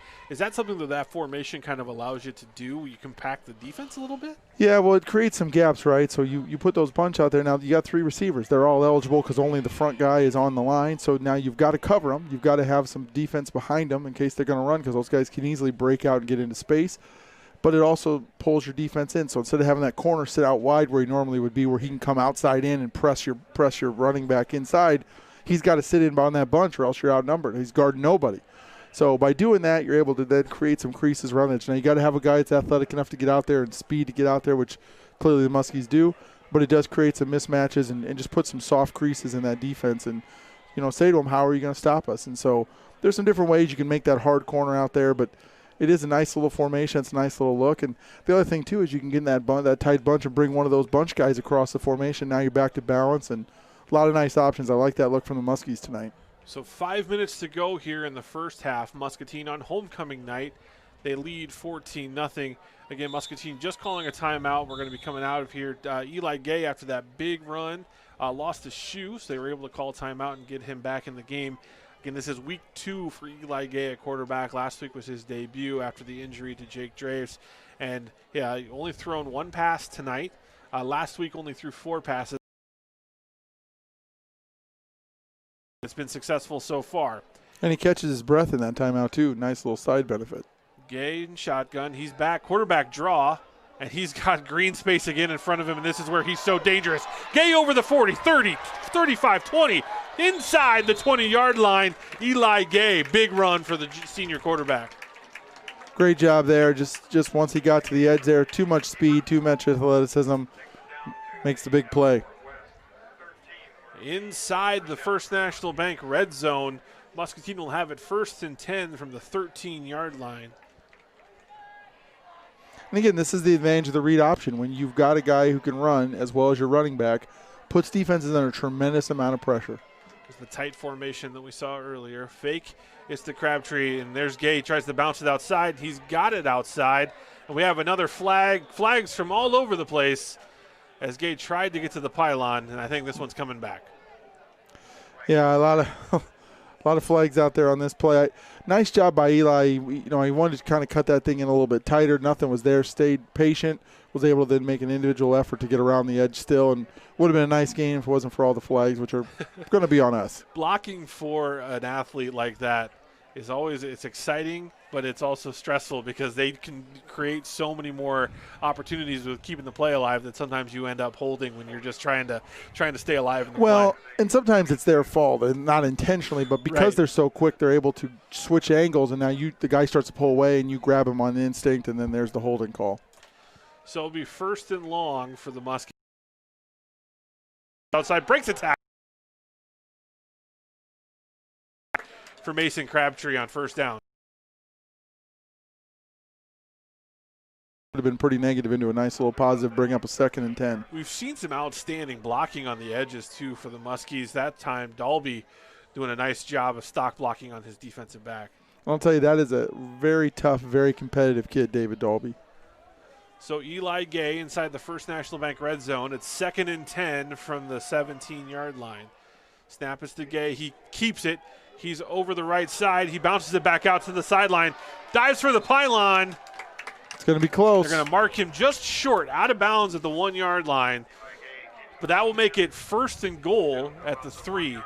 Well, we've talked about the other lineman. A big shout out to Brock Garrison there, the right guard who just had his man on roller skates, was just driving him backwards and creating that big hole for Eli to get through. We got an official's timeout for an injury. Looks like for the Falcons, Dalton Thompson got something, maybe shaking something on his right arm, and he was in right at that point of contact as Eli dove for the pylon. So the Muskies will have it 1st and goal from the 1-yard line. 3:50 to play here in the 2nd quarter. Homecoming football for the Muscatine Muskies, looking to get a 3-score lead. Wrecker in the backfield along with Crabtree. Gay, he fakes it to Crabtree, and he's got touchdown, Eli Gay. Again, pulling, call that the old Chuck play there, pulling your right guard, right tackle, guard kicks out, tackle pulls up, and that's going to be one of the most comfortable touchdowns Eli scores all year. So big touchdown for the Muskies, answering the call, overcoming some penalties, and now Prince Wee on for the extra point with the Connor Christensen hold.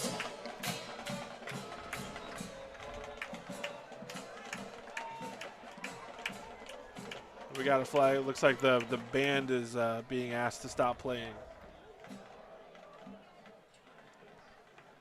The officials, I didn't see them blow the ready for play yet, but so they'll ask the band to quiet down. I've never seen that at the high school level. No, not Prince Wee on for the extra point. Especially the home band playing when the home team scores. And he misses the extra point. He needed the band. He wasn't as motivated. It's too bad. They iced him. Yeah. So we'll cool off for a second, too. We'll step away for 30 seconds. It's Muskie football on the Discover Muscatine Sports Network. At First National Bank, we strive to provide the best customer service both in person and online. Our mobile wallet offers you great features within our mobile app. Card controls, alerts, digital receipts. Mobile wallet is a free feature in our mobile app. Check it out today. Fireplaces are incredibly efficient, providing hours of crackling flames. Gas fireplaces are ultra convenient, igniting with a touch of a button. And electric fireplaces don't need chimneys, so they can add style to any room. Rivo Incorporated, service and selection of all the top fireplace brands.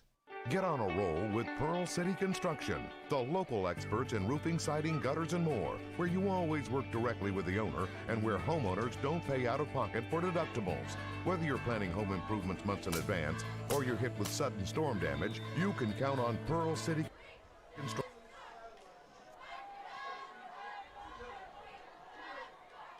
And we're back at Muscatine Community Stadium. Cruz Schliessman kicks off. After the Muscatine Muskies scored their third touchdown. Big fumble. Oh, ball on the ground. Ball is on the ground, and it is still loose. And it is what that? I don't know how they can call that purple ball, or not purple ball. So Reed Olsis recovers.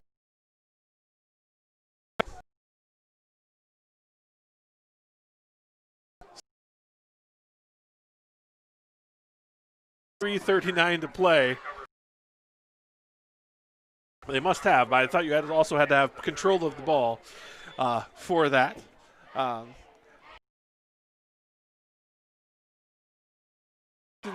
from the 34-yard line. Trips to the top of the screen.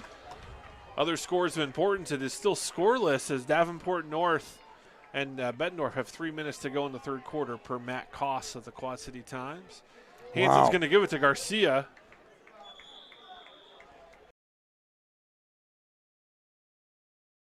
You know where that game is at, Joel? It is at Bettendorf. It is at Tuvel Stadium. Ugh. People got to be losing their minds up there. North playing spirited football, and Bettendorf, I haven't really been paying much attention to them throughout the year. I know they did lose week 1 to Washington. A good Washington team. As defense, 2nd and 7. Hanson's back to pass, throws it inside, tipped away by David Wanty. Nice job by David there. Good reaction. Got to his drop. He's a inside linebacker. He's got to step up, check run first. Once he sees it's not run, get into his drop and then get his hands up onto the ball. Great job by that young man. 3 minutes to play here in the second quarter. And we were talking about Muscatine's formation setting up some of their running lanes. The formations West are using seem to be opening up some vertical passing lanes. Well, you got a lot of guys out there, a lot of guys to guard, and so, you know, you're going to give up a little bit of that. Hanson with Garcia in the backfield for West. Hanson back to pass. Pressure coming from Muscatine. Nowhere to go for the Falcon QB. Nice call by Coach right there. Good job. Coach Hawkins brought the double blitz, so his inside backer came in his outside backer, came through B gap. Josh Thomas, the inside backer, looped around out through C gap, and Hanson block from the defensive end position. And it was just meet you at the quarterback for the Muskie defense. So it'll be 4th and forever for the Falcons as 2 men back deep from the Muskies and Ocampo and Rangel looking to maybe get a big return. White back to punt for West.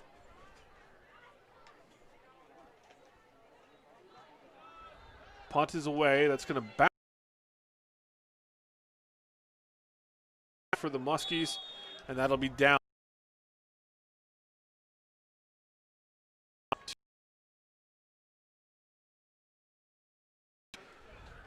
Great defensive stop again for the Muskies. Yeah, again, we'd hope to maybe get the ball there on what we thought was initially a fumble. Didn't get it. Muskie defense comes out 3 and out. West has to punt. You got 2 minutes left. Maybe a chance to do something here. 2 timeouts for the Muskies. They did receive the opening kick, so West will be getting the ball at the beginning of the second half. Gay and Crabtree in the backfield for the Muskies. Wee and Dalby split out right. And David Wanty to the top. Wonder if we're going to get a pull here to the bottom of the screen from the right tackle. Nope, Schliessman. Brings it out to the right is Eli Gay.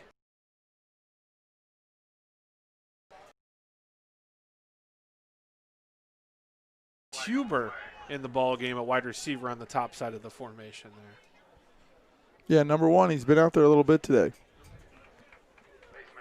Hasn't been active, obviously, very much with our run game, but he's out there blocking, doing a nice job. It could be a situation where the personnel is let's put the best blocking receivers we have on the field and let those guys compete. A face mask on the play against West. So 1:54 to play. It's going to make it 2nd and 1 now for the Muscatine offense. Another penalty they did not need. There's been laundry all over the field all day long for both teams. Gay takes the snap. Quarterback draw. He's over the right-hand side. He's going to have the first down. Now, again, in high school, this will stop the clock for you as they set the ball and move the sticks. As the Muskies do have 2 timeouts. It's so much nicer having that play clock, too, now visible. Gay gives it to Crabtree. Dance. And now Muscatine will use a timeout. Yeah, not much choice there. You're going to lose too much time if you don't take a timeout in that situation. So 2nd down and 10 now for the Muskies, maybe 11 with a loss of 1 on that play. And so the Muskies now looking to, with 1:17 to go here in the first half, looking to try to get some more points on the board here going into halftime. And Ben, we've only seen 1 pass attempt for Muscatine so far. And Eli in pregame, I saw him throw some nice balls. It's just not his primary weapon as a quarterback. It'll be interesting to see if they have something drawn up for the situation. You got to think 20-0. It doesn't seem likely they're going to put the ball in the air here. Now, maybe a little misdirection. Maybe try to get to the outside. You know, they've had some very nice outside runs. Obviously, with the ball spotted on the hash here at the bottom of your screen, we got a lot of room to the top. Maybe run something to your left here. Bring Crabtree across to the right and try to get Eli isolated going out to your left and see if you can get a big play out of that. Still got a timeout left. Still got a stoppage of clock on any first down. So definitely time to put some points here. So the Muskies will break the huddle. 2nd and 10 for the Muskies. Again, we're preparing for the Discover Muscatine halftime show. We're about 1:17 of game time away from that. Bunch formation to the right. Gay at quarterback with Crabtree in the backfield. He fakes it to Crabtree. He's over to the left-hand side, and Eli Gay cuts it back up and in, gain of about 3. Well, and the problem there is I think with the West coaches had the same read that I did. And so you saw you had an overhang linebacker hanging out on that wide side just waiting for Eli to come. There just wasn't room for him to go anywhere. Fast tempo for Muscatine. 3rd down. Passes out to Wee, and he breaks a tackle. He gets to the sideline, and he's got the first down based off of where I can see the spot. He is in bounds, and it is a first down. So the clock will stop. 47 seconds to go. Muscatine does have a timeout. Lost a little time there. The official was waving his hand to let him know he was still in bounds, but he had the first down, so we should have got the stoppage right away. And Muscatine does call timeout. Yeah, that's a good point, Ben. Mechanics were a little rusty there from the side judge. So 1st and 10 at the 36-yard line of Davenport West. Muscatine looking to try to add to their lead going into half. And what has been a all Muscatine offensive first half. Yeah, and it's obviously easy to play, Monday morning quarterback up here in the box, and you got plenty of time to think about it. But 47 seconds left, no timeouts. You almost think maybe that I hate to do a spike the ball, but that might be a situation where you want to preserve that timeout, especially based on how much we like to run the ball. And so, we'll see here. But hopefully we got something drawn up and see what we can produce. Now, my instinct would be this is a situation to call maybe like a flea flicker type play and get the defense moving one way. If you've got it and feel like you can execute it. Yeah. Eli Gay with Mason Crabtree in the backfield. Quarterback draw, and he's got, again, a lane to the sideline. Get out of bounds. And he gets out of bounds. So it's first down. Again, you're still in dangerous. Whether you have any intention of throwing it or not, you've got to be able to spike the ball here, because if you get a nice 8-yard gain, you're going to lose a lot of time if you can't spike that ball. 40.6 seconds left here in the second quarter.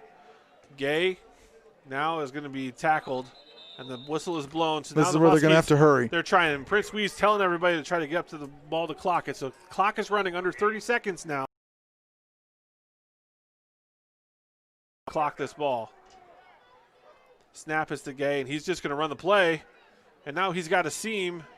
He's going to be short of the first down here. Clock is still running. Well, you're going to have to run a play here. The Muskies have to try to get the first down. 9 seconds to play, and now they'll clock it. So they're going to try a field goal here with 7.9 seconds to go here in the first half. Well, with the missed extra point, these would be nice points to get you up over that 3-score lead. Also, good practice for your field goal kicker here. I like this call by Coach. Yeah, Prince Wee, 3rd down and 5, but 7 seconds to go. Going to take the chance here to kick what looks to be, just about a 34-yard field goal. Kicking it from the 24-yard line. Christensen with the hold. The kick is up, and that's going to be way short. Oh. And now that will be West ball there. West ball with 0.9 seconds left. Now, I don't believe they could have advanced that if they had caught it in high school. I think I'm not sure. I should know, but I don't. You rarely see that. And keep in mind, at sophomore land, we did not kick a lot of field goals in my 19-year career here in Muscatine. A couple of years we did. So actually, I'm wondering if they're going to give Muscatine the ball back. So Muscatine's going to get another chance to kick this because Muscatine recovered it after West touched the ball. So they got to be ready to snap this, though, because, so that is a change of possession. So the clock will not start till they snap it. So shouldn't it be technically first down? Not that it matters, but if it's truly a muff kick situation. So Muscatine's going to get So Prince Wee gets a second kick here. And that's a fumbled snap, fire drill situation. Connor throws it incomplete. So that'll be the end of the as Muscatine leads 20-0. We'll be back after 3 minutes with your Discover Muscatine halftime show on the Discover Muscatine Sports Network. There's no place like home, and Eastern Iowa Community Colleges is our hometown college.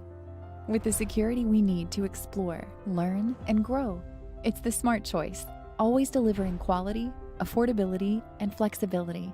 Because now, more than ever, there's no place like home. And there's no place like Eastern Iowa Community Colleges, the community's college.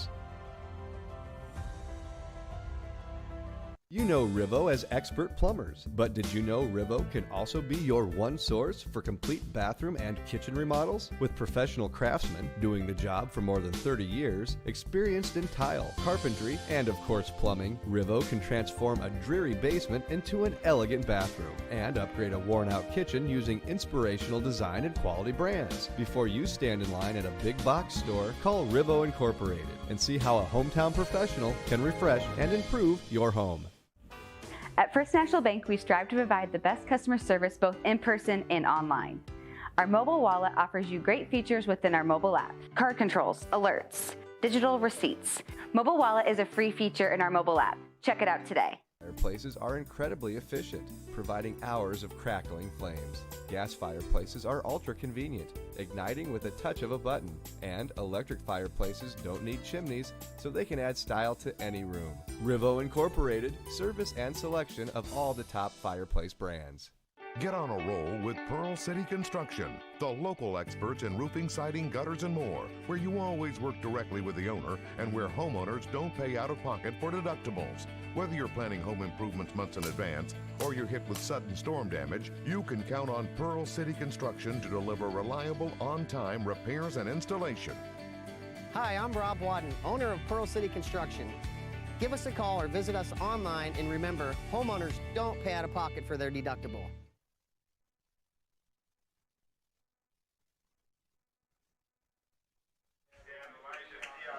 Now, welcome back to Muscatine Community Stadium. It is homecoming night here at Muscatine High School.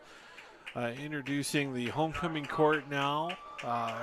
They had coronation last night, where the homecoming king is Tongan Deason, and the 2020 homecoming queen is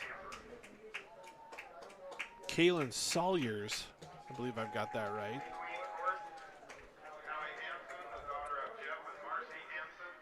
Yes, I believe I have that correct. It has been quite the week of, actually quite the year for activities. Joel Kraushaar with you here on the Discover Muscatine Sports Network. many schools having to cancel homecoming, North Scott being the latest victim to have that situation happen. Muscatine very fortunate to have as many activities as they've had, and we appreciate you guys watching all of these things unfold on Discover Muscatine. You watched the parade last night, and you watched the coronation last night, and now you're watching the football game here tonight as the Muscatine Muskies lead Davenport West 20-0. We'll be back with a few more talking points throughout halftime as the band takes the field to play their halftime show. This is the first home game for Muscatine tonight, and so it's been good to be home after a 3-game road trip to start the season.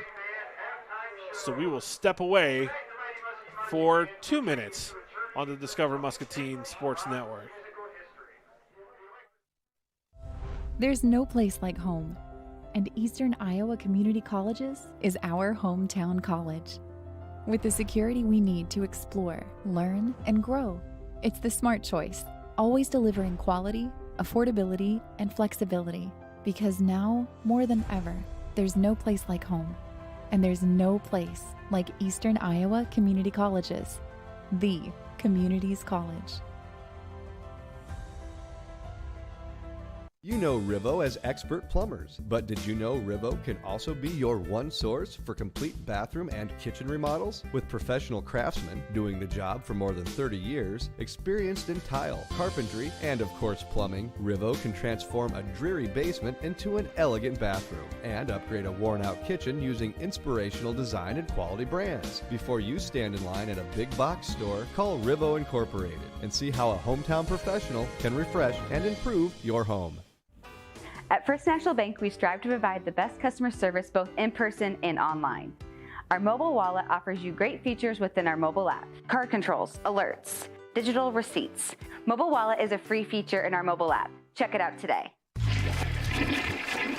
From a clogged toilet to a complete sewer line replacement, Rivo is a modern plumbing company designed to respond quickly to all shapes and sizes of plumbing needs. Bringing in our heavy equipment to replace cracked gas lines or designing clever piping systems for new construction plumbing, a family-owned company that's reliably honest and remarkably affordable. Right here in Muscatine, all day long, every day of the week. Rivo Incorporated, skill, knowledge, and tools to solve the messiest problems.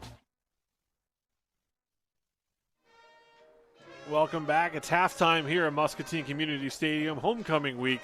Joel Kraushaar, Ben Neitzel with you on the Discover Muscatine Sports Network.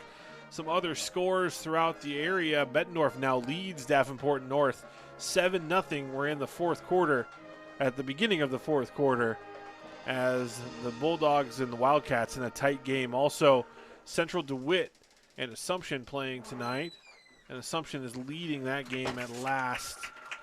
Check-in point, 17-6 is the score I've got there. Marion leading Clinton 31-0 at halftime, and Pleasant Valley leading 17-7 over Central. That score is at halftime, but it's been a while since I've gotten the update on that. So, and now in every other sport, is Central DeWitt now in the MAC conference? I believe they are. This is the first year for that. Great question. So as Burlington left, Central DeWitt comes in, so we'll be competing against them in some other sports as the year goes on, as we have the marching band featuring the tunes of Electric Light Orchestra. We were opened up with Mr. Blue Sky, which all I can think of is the opening of Guardians of the Galaxy 2. And actually, this is not ELO. This is the Beatles. This is Blackbird, directed by Jeff Hyde and the Muskie Marching Band. I'll tell you, Joel, nobody likes the Beatles less than me. I'm probably close there with you. It's actually a medley. We're in yesterday now. However, they are an important band, and Dr. Joe Schufro, my music history professor at Morningside College, would hate me if he heard me besmirching his beloved Beatles on the air. So, Ben, we saw the first half. We saw Muscatine only attempt 2 passes, one of which being a bobbled snap on a field goal at the end of the half, and another one in the third and long situation. You know, you really just kind of have to roll the dice and dance with the girl that brought you and run the ball. But Davenport West probably going to look to make some significant adjustments at halftime. Well, I agree with that, and I think the thing here in this case is I'm not sure Davenport West is good enough to make those adjustments and still be successful. I mean, I think as far But going forward, as you play the better teams, you cannot be this one-dimensional. Now, quarterback change just happened. I know they're working hard to put things into place. We'll see, but this is, of course, going to be the story. Your run game is going to be phenomenal. I mean, the ability for Eli to run that read, to have a dangerous guy handing the ball off or keeping it, dangerous guy getting the ball, that's going to be super, super great all year long. But to make that work, if you can't throw the ball a little bit, they're going to be able to bring an extra guy in the box. His job's going to be to watch Eli. And you've even seen that a little bit here where Wes can sometimes get something going where a guy's marking him. They slide over on the runner. Nothing's available. So what can we do into the future to be able to mix that up at least a little bit? And it was clear the game plan was coming in to stop Gay running the ball at the quarterback position. But Mason Crabtree has had an outstanding first half, couple touchdown runs for that young man. And I think he's over 100 yards in the first half. Just a dynamite job for the junior, and it's really been his first significant action running the ball this year. Yeah, and he looks really good. I mean, again, this is your third running back? Yeah. And coming out and doing a great job. But again, let's also give some credit to the guys up front. Offensive line, smashing guys, doing a great job, opening holes, pulling, doing some crisscross blocks. And then you get some great blocks from outside. I mean, when you're not throwing the ball, you're not going to call Nolan Recker's name very much on getting balls thrown to him, but the guy's out there blocking, sealing the edge, doing some great stuff. And so when those front guys are just smashing a team like we did in that first half, it's going to help your running back, it's going to help your quarterback, and you're going to see positive gains. And how apropos as we talk about the running backs breaking tackles and pinballing their way through the Davenport West secondary. We have Pinball Wizard by The Who from the Muskie Marching Band. And on that note, we're going to take a quick break. We'll be back in 3 minutes with more halftime show presented by Discover Muscatine on the Discover Muscatine Sports Network. Get on a roll with Pearl City Construction, the local experts in roofing, siding, gutters, and more, where you always work where homeowners don't pay deductibles. Whether you're planning home improvements months in advance or you're on installation. Hi, I'm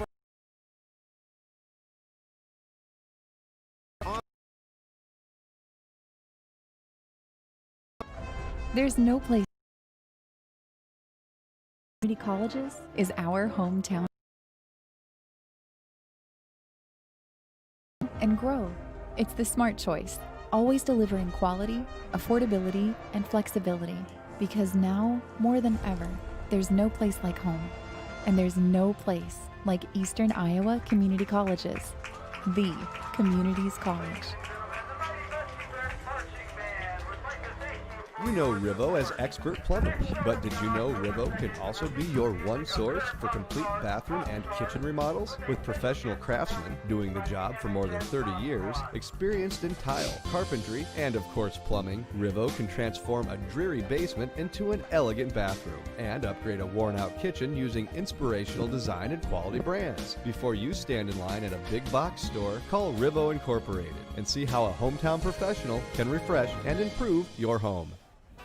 At First National Bank, we strive to provide the best customer service both in person and online. Our mobile wallet offers you great features within our mobile app. Card controls, alerts, digital receipts. Mobile wallet is a free feature in our mobile app. Check it out today. From a clogged toilet to a complete sewer line replacement, Rivo is a modern plumbing company designed to respond quickly to all shapes and sizes of plumbing needs. Bringing in our heavy equipment to replace cracked gas lines or designing clever piping systems for new construction plumbing, a family-owned company that's reliably honest and remarkably affordable. Right here in Muscatine, all day long, every day of the week. Rivo Incorporated, skill, knowledge, and tools to solve the messiest problems. Get on a roll with Pearl City Construction, the local experts in roofing, siding, gutters, and more, where you always work directly with the owner and where homeowners don't pay out of pocket for deductibles. Whether you're planning home improvements months in advance or you're hit with sudden storm damage, you can count on Pearl City Construction to deliver reliable, on-time repairs and installation. Hi, I'm Rob Wadden, owner of Pearl City Construction. Give us a call or visit us online, and remember, homeowners don't pay out of pocket for their deductible. There's no place like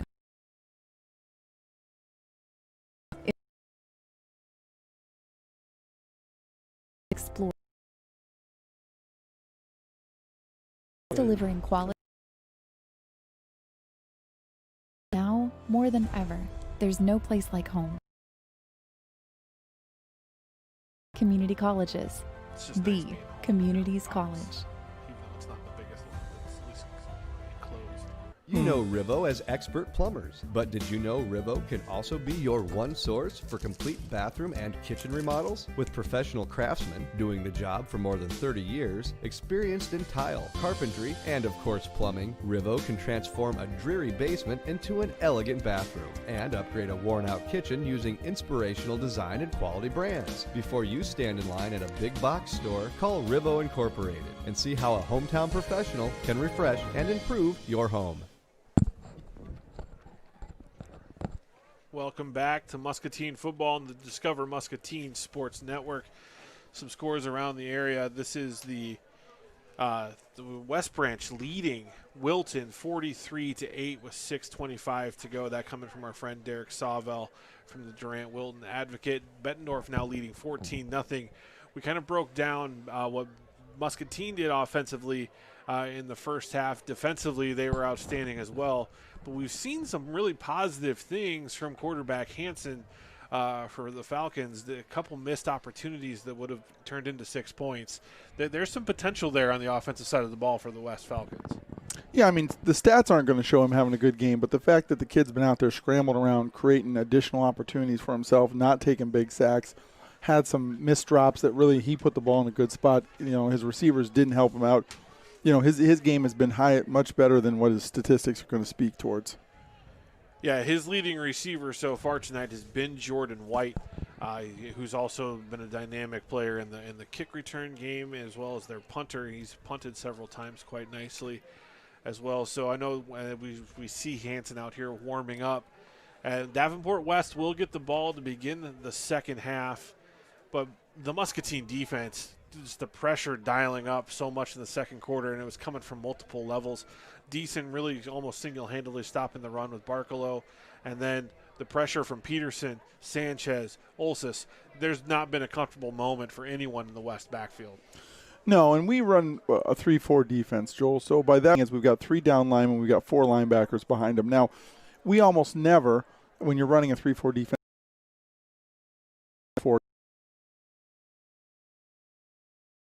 those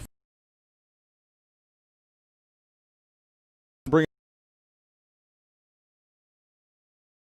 of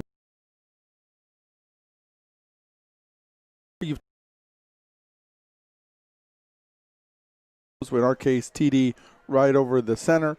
You're going to have your defense offensive tackles. They now can slant inside. You can bring out linebackers from the outside. They can slant outside. You can bring guys from the inside. But you're always going to see, as you're watching that game here on the stream, you're always going to see one of those Muskies coming, sometimes two. And it allows you to play some different games with them. So we saw that in the first half on that big pressure and sack where they were able to take that defensive tackle, slam him from head up over the offensive tackle into the B gap. We brought the outside linebacker who rushed A gap. That sucked all the offensive linemen looking inside. Here comes Josh Thomas around the outside. Of course, we were really fortunate on that play because great play by Nick Peterson to defeat his tackle anyway and just use his speed and athleticism to get through. And then it was all, ollie oxen free on the quarterback, and he was in a bad way. So that's the kind of stuff when we're talking about that 3-4 that you're going to see. And this is a great class to run that with because you have a lot of great athletes. You have a lot of kids that are fast and strong. And so when those kids have that speed and athleticism, they can get to those different gaps. When you have a guy like a Nick Peterson playing a defensive tackle who could be an inside linebacker that can put his hand down, slide hard into, sometimes even go all the way down to an A gap, that's going to get those offensive linemen moving in directions they don't want to be, and you're going to be able to bring guys from places that they're not seeing them. And then again, that's a testament to the quarterback Hansen being able to feel that pressure, get away from it, because the Muskies have been running guys through all different angles, all different gaps. Great defensive call so far by Coach Hawkins, really putting them under duress. And you're seeing how you want to operate a 3-4 defense. And again, that's why a player like TD is so special and so critical, because in that 3-4 defense, you must get a double team on that nose. If their center is good enough to block your nose one-on-one, everything falls apart at that point. But if they've got to commit a guard and a tackle and making sure that kid is taken care of, you now are going to have an overwhelming advantage. You're going to be able to bring guys from different angles. That's what we've seen tonight by the Muskies. And that's one of the reasons why the the Fighting Mark Farley's up at your alma mater, the University of Northern Iowa, have extended scholarship offer already to Tongan Decent, seeing if they can get him to play in the Missouri Valley, which I know that in the state of Iowa, the college football landscape, UNI is kind of third fiddle behind the Power 5 conference teams in Iowa and Iowa State. But a lot of folks who may not realize that the Missouri Valley is really like the SEC of the FCS. Some great football played in that conference. Yeah, a lot of great. For being that next tier, it's a lot of really good teams, a lot of good football, and a chance to see some really talented players that have come through there. NFL players, even some Hall of Famers that have come through that conference, and getting a chance to see those kids compete. So pretty special to get to play in a program like that too. So the Muskies lead 20-0 here as we getting ready to begin the second half. We're going to take another quick break, and we'll be back with second half football and homecoming night with the Muscatine Muskies on the Discover Muscatine Sports Network. We'll see you in about 60 seconds, folks. Get on a roll with Pearl City Construction, the local experts in roofing, siding, gutters, and more, where you always work directly with the owner and where homeowners don't pay out of pocket for deductibles. Whether you're planning home improvements months in advance or you're hit with sudden storm damage, you can count on Pearl City Construction to deliver reliable, on-time repairs and installation. Hi, I'm Rob Wadden, owner of Pearl City Construction. Give us a call or visit us online, and remember, homeowners don't pay out of pocket for their deductible. There's no place like home, and Eastern Iowa Community Colleges is our hometown college. With the security we need to explore, learn, and grow, it's the smart choice, always delivering quality, affordability, and flexibility. Because now, more than ever, there's no place like home, and there's no place like Eastern Iowa Community Colleges, the community's college.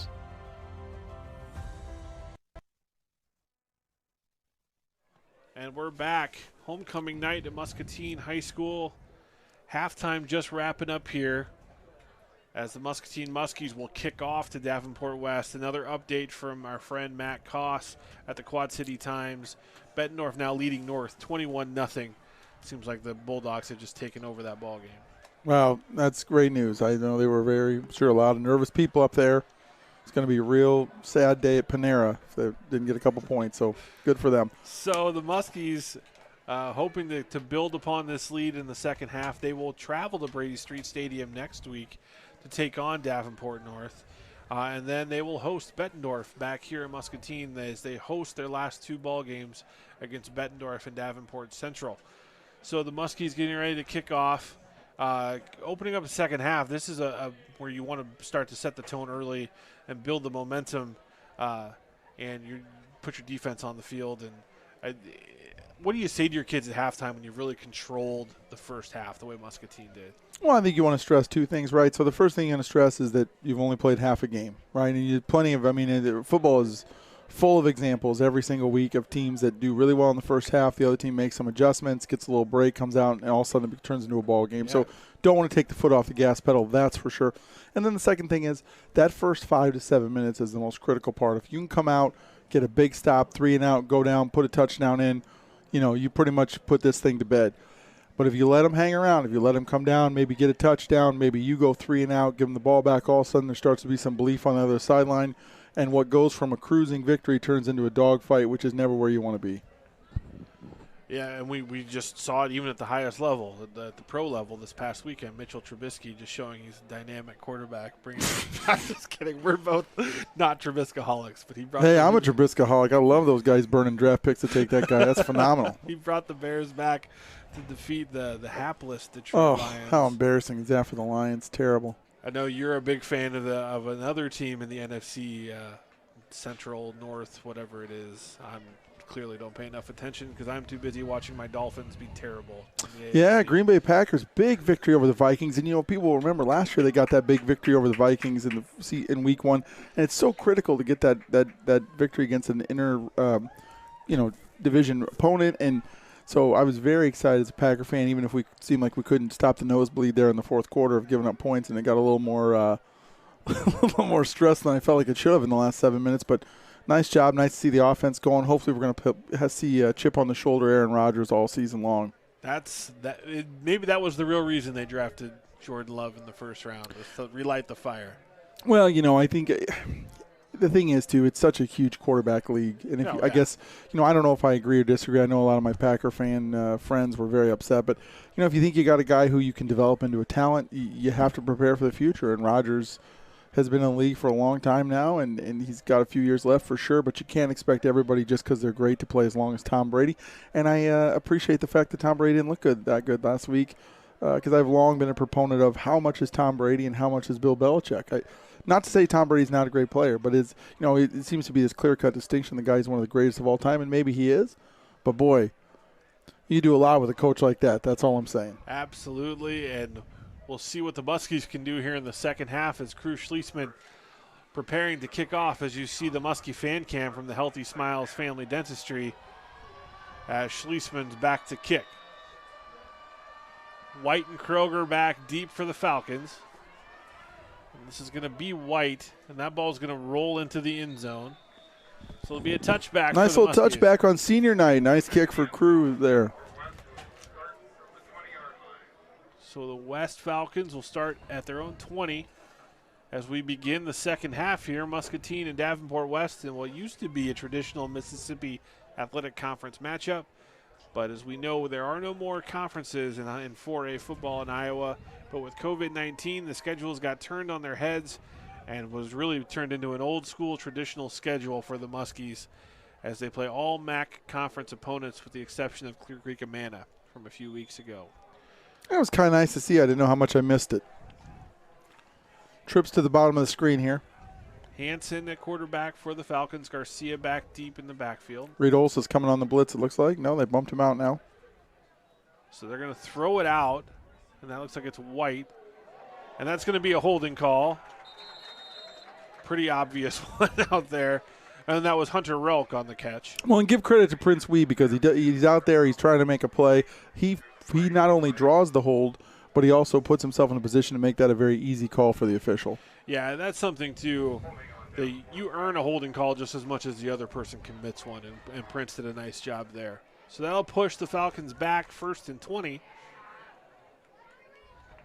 And a big penalty going against the Falcons to start off the second half.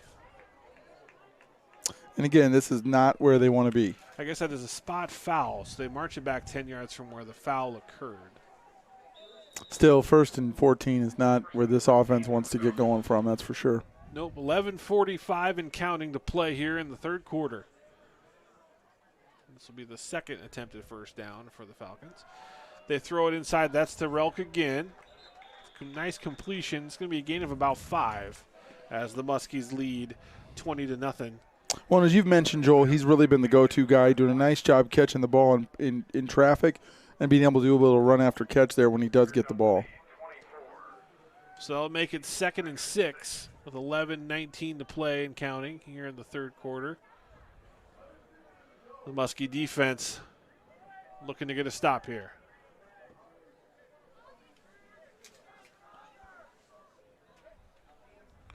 Hansen sprints out right. He's got a play, and we have flags, and that's what should have been an easy completion dropped by Hunter Runge. Yeah, again, just not helping his quarterback out there. You got to want to really make that catch there. I know the senior would love to have that one back. So it's going to be another holding call against Davenport West as they will march it back another 10 yards. Boy, it's like the movie Tenet out there, Joel. It was just moving backwards. Haven't seen it yet. Looking forward to it. Well, check your mailbox on Tuesday. You can get a nice little review there and see if it might be for you. I'm looking forward to it. I'm a big Christopher Nolan fan, and I will make sure to check out Past the Popcorn in the Discover Muscatine newspaper by Ben Neitzel. Trips to the top of the screen. Thompson sets the offense. And that is White. Up the seam. He's going to get it back to 3rd and manageable there. It'll be 3rd and about 9, 3rd and 8 from the Falcon 25-yard line. Well, and a little bend but don't break there. The Muskies, a lot of territory to cover there. They know they're going to throw the ball, so a little bit of space. And nice play by Davenport West to put themselves in a position to be able to maybe pick this up. But hopefully the Muskies can clamp it down here. We'll see if we bring some pressure, maybe from Reed Olsson, who's put him under a lot of duress. Hansen he fakes the handoff, and he throws it out to the slot. Looks like that was two guys in the same position there. Great tackle there by Prince Wee. That's going to make it 4th and 3, 4th and 4. I'm not sure that pass was intended for Relk. I think he may have stolen that from the outside. He's got the hot hand, man. You get anywhere near him, that guy wants to make the catch. But great job by Prince Wee to come up, make the contact, do not allow any additional yardage, and force this 4th and short. It's going to bring out the punt situation. Now just key the football and don't jump off sides. White back to punt. End over end kick. And that's going to be fielded by Rangel, and he's going to got some space. He's got a corner.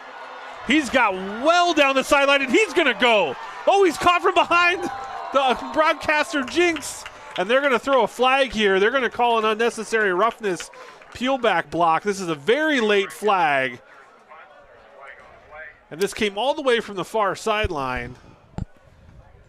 Yeah, this has been a point of emphasis for the last couple of years. They don't want to. You've got to be able to. The man has to see you. It's not just about getting in front of him, but he's also got to see you. I just saw the end of it. I didn't get a chance to really see what happened, whether this is a good call or not. But it certainly has been something with the concussion issues and this and that there's really been a point of emphasis for officials in the last 3 years.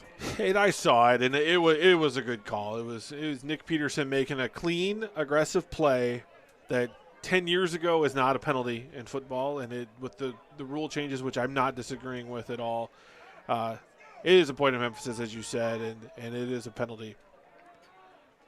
5 years ago, that's not a penalty. Yeah, you're probably right. I saw it, and it was one of those moments where I kind of looked at the officials to see if it was going to get called, and then the flags came in late.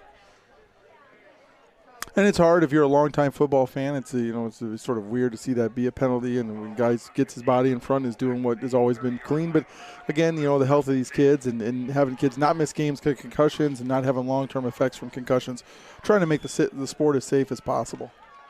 So they'll bring Eli Gay. Empty set here, interesting. And he's got an alley there, and he's gonna fight his way up for 3 or 4 yards. And just last thing I'll say, going back to that block. If you go back and rewind this and watch the replay, Nick doesn't leave his feet. He didn't extend his arms. He didn't go high. It was a hit shoulder pads to the chest. So he wasn't launching, targeting, doing anything to inflict significant injury on the player. He just didn't see him coming. Yeah, what they want him to see you, but they want you to be in front. They do want you to extend your arms and make contact with him, almost like you're pass blocking, and then get into him from there. So Gay will keep it over right side, and he's got a big push and a big line alleyway for him. That's going to be a first down, Muscatine. Nice strong run by Eli there.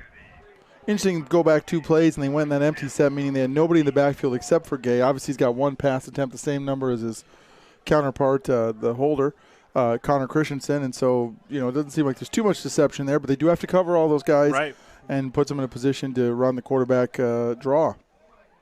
Takes 1 extra man out of that box by widening out that formation. So Gay and Crabtree in the backfield. Look at this. Everybody in Davenport West is within 4 yards of the ball.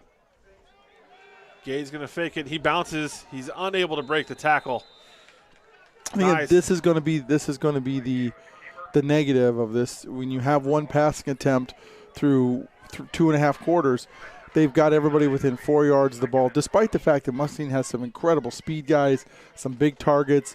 It can be a formidable pass offense. They're not going to respect that until you throw the ball downfield. Felipe Reyes with a good tackle there for West. As with 7:30 to go here in the third quarter, Eli Gay on the quarterback sweep. He bounces it back outside, tries to get to the original line of scrimmage. Good defense from the West Falcons. And what I will say that I love here, though, is, Eli had such a phenomenal breakthrough sophomore year and really seemed to kind of disappear a little bit last year and even at the start of this year, but it's just hard to find ways to get him the ball. So it's nice here in the Wildcat, and with him getting snaps the ball, he's getting the ball every play. And you can see why you want to get that guy the ball, because he is very dynamic. He's making plays happen. He's also a kid who's smart and patient enough to wait for his linemen and see those holes and turn plays into big plays. 7:26 to go. Great point, Ben. Yeah, he was a second or third team All-State wide receiver as a sophomore, was one of the leading receivers in the entire state. Gay puts Wee in motion. They give it to Wee, and he just cuts it right back up the field, back across, reverses field down the right sideline, and there goes Prince Wee. He cuts it back, stiff arms him, works his way back all the way down to the 20-yard line. Prince Wee, punishing run. Oh, very reminiscent of a Willie Argo run from about 16 years ago, of which I'll say no more, but great job there. And again, that's real nice when you can put your foot in the ground like he did, come right up that A gap that you saw was open, and then because of the pursuit from the right to the left, if you then can cut back across that grain to the right, there's a lot of green space there, which there was, and then he puts a little cherry on top with the big stiff arm and gets another 5 yards. Big run there for the Muskies. Willie Argo, there's a name that I haven't heard in a long time. 14 years ago, he was playing for the Assumption Knights. 7:12 to go here in the third quarter as the Muskies on the move offensively. I think we had a little bit of an injury timeout, so that's what one of the delays here has been. A couple Falcon players shaking up on the play. Late player running on the field for West. Eli Gay in shotgun. He's got Nolan Recker to his right. Crabtree split out left. Gay's going to keep it. He cuts it back, and he is met. And that was Felipe Reyes again doing a nice job scraping down the line. And I think we're going to have a personal foul blocking too far past the whistle by Caden Roberts. He had his man on skates, and he just didn't let up. Well, sometimes it's just too much fun. It is. It is. That's an aggressive play. And they're going to call it.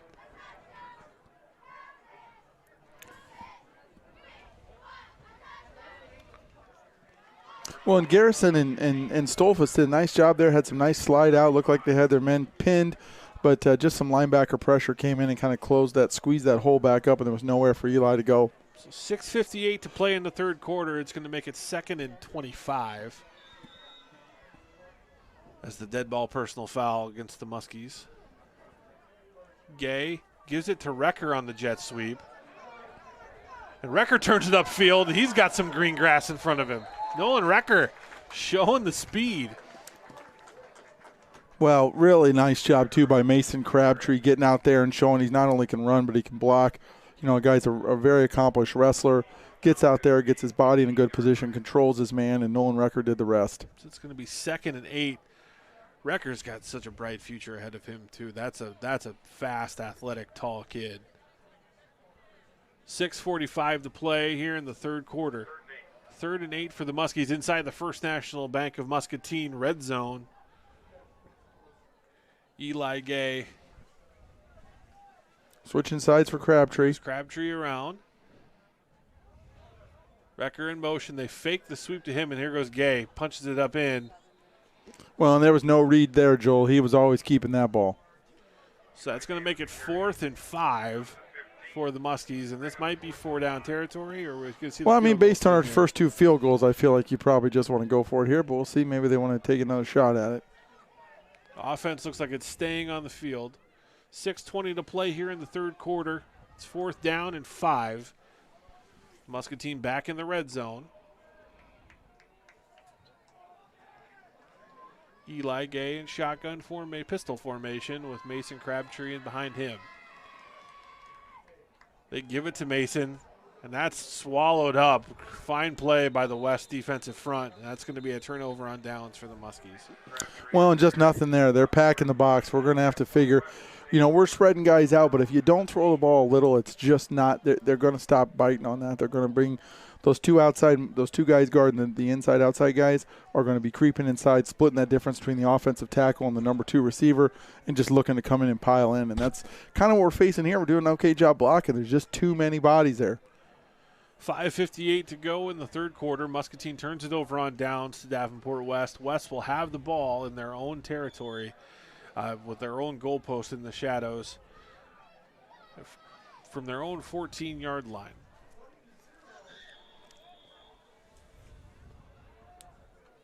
And we're going to have a timeout, Davenport West. We're going to take a quick break. We'll be back in 30 seconds. It's Muskie Football, the Discover Muscatine Sports Network. At First National Bank, we strive to provide the best customer service both in person and online. Our mobile wallet offers you great features within our mobile app. Card controls, alerts, digital receipts. Mobile wallet is a free feature in our mobile app. Check it out today. From a clogged Rivo is a modern plumbing company designed to respond quickly to all shapes and sizes of plumbing needs. Bringing in our heavy equipment to replace cracked gas lines or designing clever piping systems for new construction plumbing. A family-owned company that's reliably honest and remarkably affordable. Right here in Muscatine, all day long, every day of the week. Rivo Incorporated, skill, knowledge, and tools to solve the messiest problems. Welcome back to homecoming football at Muscatine High School. 5:58 left to play here in the third quarter. Final score from West Liberty. That was an impromptu game between West Liberty and Lisbon after both teams had their opponents cancel. West Liberty wins 14-12. Muscatine leading here 20-0. Hanson, he play action pass. He gets it out to White. That's going to be a short gain for the Falcons.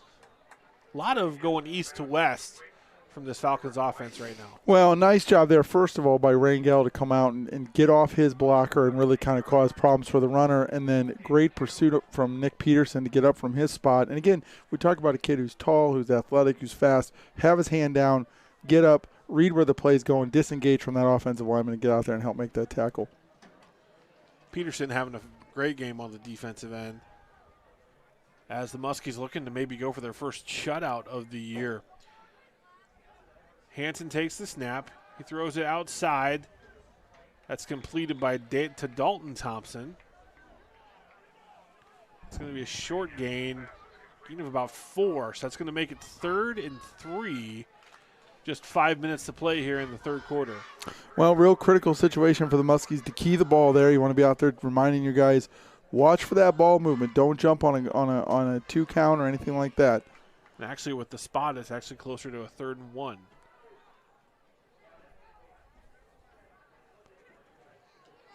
So this sure feels like a run, doesn't it? Yeah, this might be a quarterback sneak. Oh, Give got it to the him. fullback. Give it to the fullback. That's going to be short, 4th down. Great team play by the Muskies there.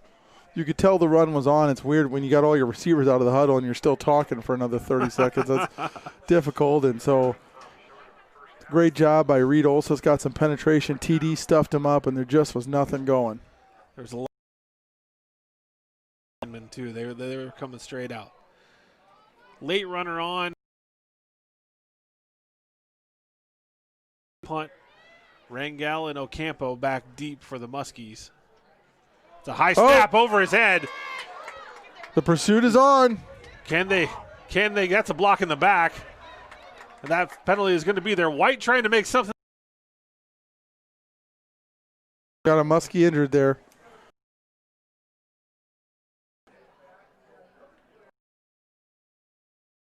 And Prince, you've also got Eli Gay getting up slow here, a little bit of a limp.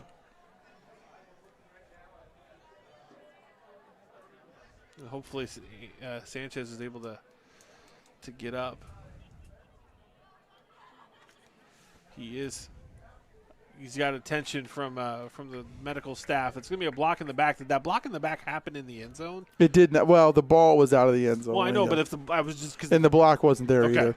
You could see they got the flag kind of marked there at the 5, and that's okay. that's approximately about where it occurred. So they tackled him just short of the 10-yard line. So that will be where the Muskies get the ball. They're right at the 10, and then they walk. And they'll decline the penalty. Okay, so it'll be Muskie ball, 1st and goal, inside the First National Bank of Muscatine red zone. No, they shouldn't have to decline that penalty, I don't believe, Joel. I would think they get yards off that, don't they? Yeah, I would think, because if it was on the return, I don't know. Well, technically, I guess he hadn't kicked it. It's pre-kick, so yeah. Nevertheless, it's great field possession for the Muskies. With Gay at quarterback. He gives it to Crabtree, who's met in the backfield. Just kind of a missed block there by the Muskies. Nice defensive effort by West there. Flew through the line, read the play, and that was dead before it got started. So 2nd and goal, as Muscatine does lose yards, about 4 on that play. 3:20 to go in the third quarter. As the Muskies slow down play a little bit. Gay's going to fake the give to Crabtree and bounce it outside. And Eli Gay's got a corner, and he cuts it back up in. A good gain there for the Muscatine senior quarterback. That's just a great individual effort there. He made a guy miss and was able to turn something that probably would have, for most guys, been a 1-yard loss into a nice little pickup for the Muskies. Gay is one of those guys who can do some things with his foot in the ground that a lot of folks can't. He's a shifty back, and he's got great vision, too.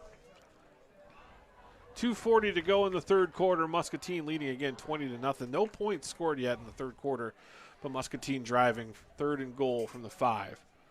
Gay's going to keep it. Tries to get outside. We have another flag on the play. Yeah, that's going to be a block in the back as well. Be interesting to see what West does here. Pray for another flag? That seems to be. Well, I just mean in terms of I would be tempted to decline this and make it be 4th down. 4th and 5, but I don't know. Depends, I guess, where the spot is. Because if it's 10 yards. Yeah, they're going to pull. They're going to move them back. Just feels like a lot of our plays have been no gain or 15 yards. So. So the Muskies will back up now to their 15-yard line. So it'll be 3rd and 15, 3rd and goal. 2:26 to play in the third quarter. And again, you'll notice here, especially in that tight goal, it really should be West should be in man-to-man coverage, but even their guys who should be staring at their men are looking inside, seeing where the run is, and look at the pressure coming from off the edge here. See if you can get a little tight end pop pass to Nolan Recker here. Quarterback sweep. He bounces it out, and he is wrangled. Good pursuit defense from the West defensive front. Yep, 4th down here. Looks like we're going to try for the field goal again. Field goal unit's going to come on. It's 4th down from the 15.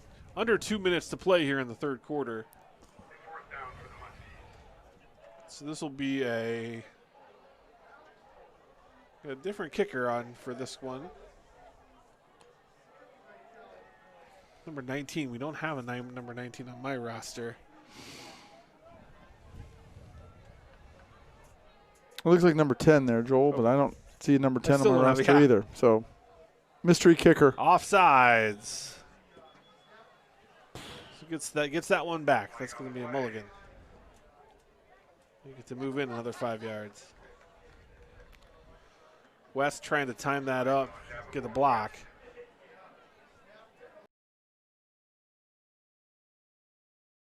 And 10 now.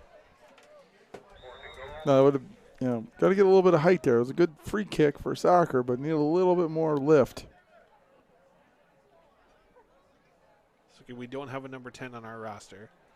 Hold by Christensen. The kick's up. That was much better. Much it's better. Good. Diego Vitale with the kick. Nice kick by Diego. So Diego's a sophomore this year. Okay.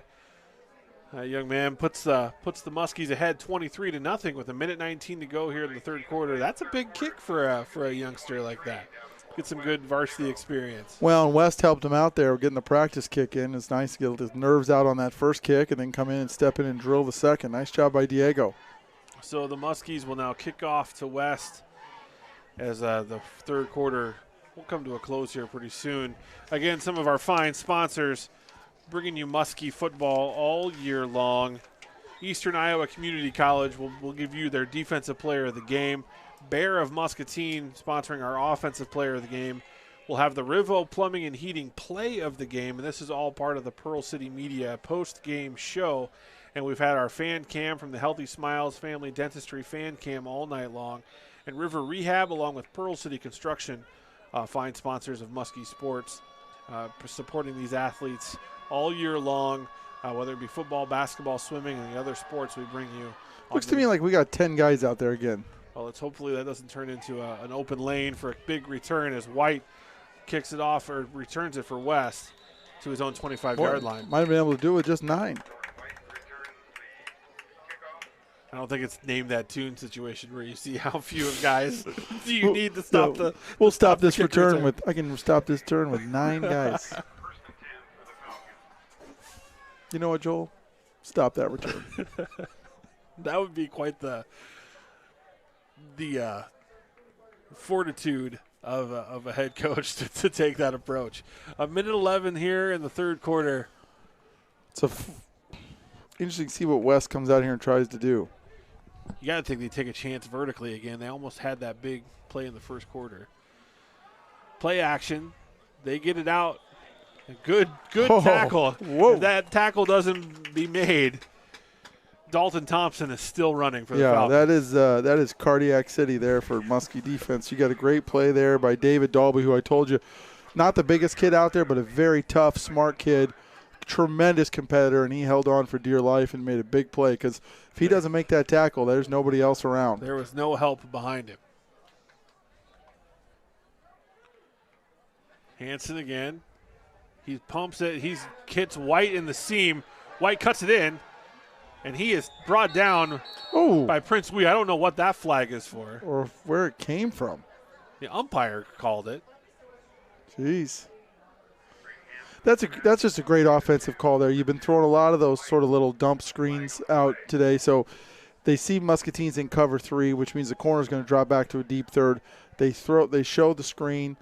Here up comes the outside linebacker to take away the screen. That leaves the second blocker out there on the little inside skinny slant. He's wide open, gets the ball, and turns into a big play.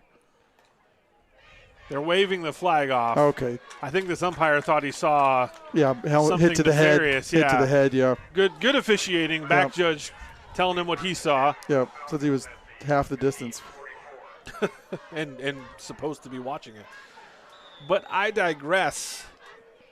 But anyway, great call, great execution by the Falcons there on that little play. And a good throw by Hansen. Yep. He's impressed me tonight. Garcia in the backfield. They give it to Garcia. Oh, my goodness. He's saying, can you please stop giving me the ball? That's a double team that's destroyed. Tongan Deason. Well, and we talked about a great call by the Falcons last play. This is a great call by Coach Hawkins on this play. They read the run, maybe looking at tendencies on what West wants to do on first down. They brought 3 blitzers. That's 6 guys in pressure, and West never had a chance. And that'll be the end of the third quarter as Muscatine adds 3 more points to take a 23-0 lead. We're going to step away for 30. You're listening and watching Muskie football on the Discover Muscatine Sports Network. From a clogged toilet to a complete sewer line replacement, Rivo is a modern plumbing company designed to respond quickly to all shapes and sizes of plumbing needs. Or designing clever piping systems for new construction plumbing, a family-owned company that's reliably honest and remarkably affordable. Rivo Incorporated, skill, knowledge, and tools to solve the messiest problems. Get on a roll with Pearl City Construction, the local experts in roofing, siding, gutters, and more, where you always work directly with the owner and where homeowners don't pay out of pocket for deductibles. Whether you're planning home improvements months in advance or you're hit with sudden storm damage, you can count on Pearl City Construction to deliver reliable, on-time repairs and installation. Hi, I'm Rob Wadden, owner of Pearl City Construction. Give us a call or visit us online, and remember, homeowners don't pay out of pocket for their deductible. And we're back. It's the beginning of the fourth quarter, second and long, second and 12, as Davenport West tries to get some points on the board as the Muscatine defense has just been stymieing tonight. Long throw to the outside. Incomplete. That's Hansen to Hunter Runge. That's a long throw. Yeah, and again, what's been so impressive about that kid back at quarterback is his ability to stay calm under pressure and deliver a good ball. I mean, the Muskies have done a great job of bringing pressure from different angles, getting guys in his face, in his vicinity, and he stood tall. And even without a lot of help, has been able to throw some good balls, get some completions, really obviously relying quite a bit on the junior tonight, but doing a nice job. You got to think that maybe You got a school like St. Ambrose that would love to have a kid like him on their roster. Hansen takes the snap. He drops back. He's pressured again. This time it's David Wanty, and he gobbles him up. A big loss in the sack from the junior.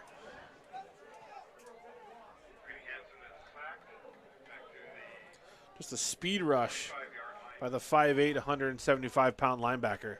Well, and that's just a big backbreaker for West. You're in a position to maybe pick up a first down, keep those chains moving, and now here you go back into 4th and forever. 4th and 12, 11:25 to play. Timeout West. Oh, double whammy. They're trying to figure out the best possible scenario here for this 4th and 12, down 23, 11:23 to go. You know, and that's one of the things. And again, Monday morning quarterback sit up here. There's a lot of pressure when you're calling plays every single time and trying to do stuff. But it's one of the things I didn't understand. Like, you're at 4th and 12. You're probably not going for it. You're right around the 50. Just take the penalty. Just take the 5-yard penalty. Try to get your guys out there. Try to get your play called or your punt off, and then just take the penalty. You're down 23. If you're going to have any chance of winning this game in the 4th quarter, you're going to need some timeouts at the end. And now you're sitting on 1 timeout. It just doesn't make a lot of sense to me because this does not seem like an opportunity where they're putting themselves in a position to get a first down anyway. Yeah, the only thing you could see is if there was some sort of opportunity that the coaching staff felt that they needed to have a rallying talk and do some talking. That's the other thing. We can sit up here in our ivory tower, if you will, and have our opinions. But yep. Coach Cruzy called the timeout, and now it's 4th and 12. To be fair, I didn't like it last year either, Joel. Yeah, fair enough. I didn't either. Hansen drops back. Okay. Swing pass out to Garcia or Kroger, who fumbles it, and Muscatine recovers. So the Muskie ball after the turnover by Davenport West. It'll be Muscatine 1st and 10 at their own 44-yard line. And listen, this is exactly the situation you want to be in when you're running our offense, which is up 23, 4th quarter, ability to run the ball, ability to keep that clock moving, grind them out, and just march down the field here. Eli Gay, Nolan Recker, and now Mentor Cooper, it appears, has checked into the ball game. And the fumble, that's just a bad exchange. I'm not sure Eli got a full clean catch of the snap, but Cooper able to fall on it and recover. So Muscatine's leading rusher coming into the game, Mentor Cooper, now in his first series with 10 minutes to go in the 4th quarter. 1st and 14. Cooper now gets it. He reverses field. He almost breaks it back out and open, and that's going to be a big loss. Yeah, I tried to create a little bit there. Almost became his own worst enemy there, as he probably could have got another 5 yards forward if they would have just counted as his forward momentum. But he was able to break free enough of that kid to say, nope, I've reestablished my position, and then get tackled. So 3rd and 27? Is my math right there? 10:19 to play. So Eli Gay sprints out looking to pass. He's going to reverse field again, though. We have another flag. That's going to be a hold. Just go down, Eli. And Eli is still fighting, trying to get more yardage. But he got – this is, I think, is going to decline this penalty. I certainly would. Eli got it about 8 yards on that play, so they'll still make it 4th and 15 if they decline the penalty. Or it'll make it 3rd and 38. So – pick your poison, I guess. Here. Well, they picked decline. So 4th down, and that will bring the punt team on. Xander Morgan on. Hasn't had to have a busy night as the punter, which is a good thing. 10 minutes to go here in the 4th quarter. 10:04 to be exact. Muscatine leading 23-0. There we go. 4th and 16. They get a new ball out on the field. The legendary Chuck Van Heck doing a nice job cycling the balls in and out, keeping them nice and clean and disinfected. Thought he was going to grab that one. Oh, rugby punt here for the Muskies. Going to get out, get set, sprint Xander out, let him see what's up. Davenport West widening out a rusher. Xander gets wide. They know what to expect. He kicks it. It's an end-over-end kick. That takes a a big hop, and it's going to be downed by David Wanty. Nice job to see it was checking back up and downing it. Nice job by Muscatine special teams there. Did you play with some guys in your rugby days who you think could have maybe made a dent on the football field as far as the punting position goes? Oh, yeah, absolutely. I mean, the thing about rugby is a lot of times your kicker, the guy who does most of your kicking, is one of your best athletes. Our coach who played with us a little bit, Adam Friend, actually had a tryout with the Houston Texans. Because you're just seeing that more and more. Iowa has a new punter this year who came from New Zealand. That's more of the style that you're starting to see at the college and pro level. Hansen drops back to pass. He completes it. That one is completed this time to Thompson. And he is able. What a play. What a play by David Dalby. Man. Just relentless. No, great tenacity there because, again, if he does not hold that guy up, he is off to the races. And they've really put David out on the island there, but he's doing a nice job standing up for himself on those quick passes.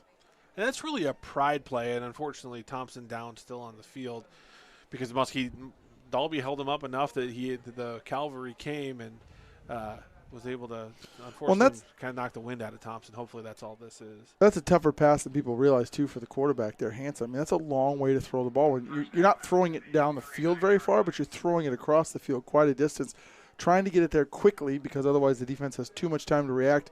Nice play by him. But Dalby just to hold on and to not give up. A lot of guys, their hand strength isn't where it needs to be to hold on, and that's the second or third time he's been able to do that tonight. Well, and going back to your punter comments in rugby, here in American football, and this obviously isn't always true, especially at the high school level. It's often not true. But a lot of times you start to get in the college and pros, your punter is a very specialized player and usually not the greatest athlete. Nobody was looking to Reggie Roby to make huge plays.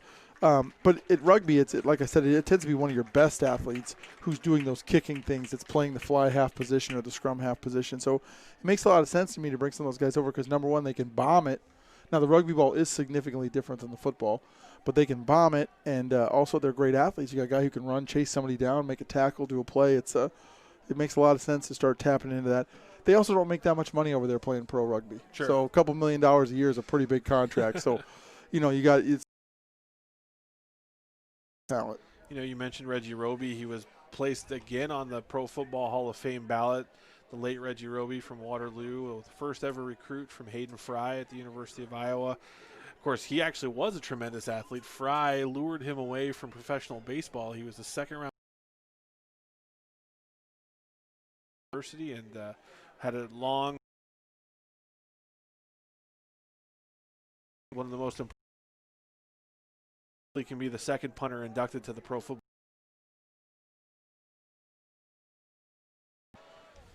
And he's complete. And that's to Rolf, who almost.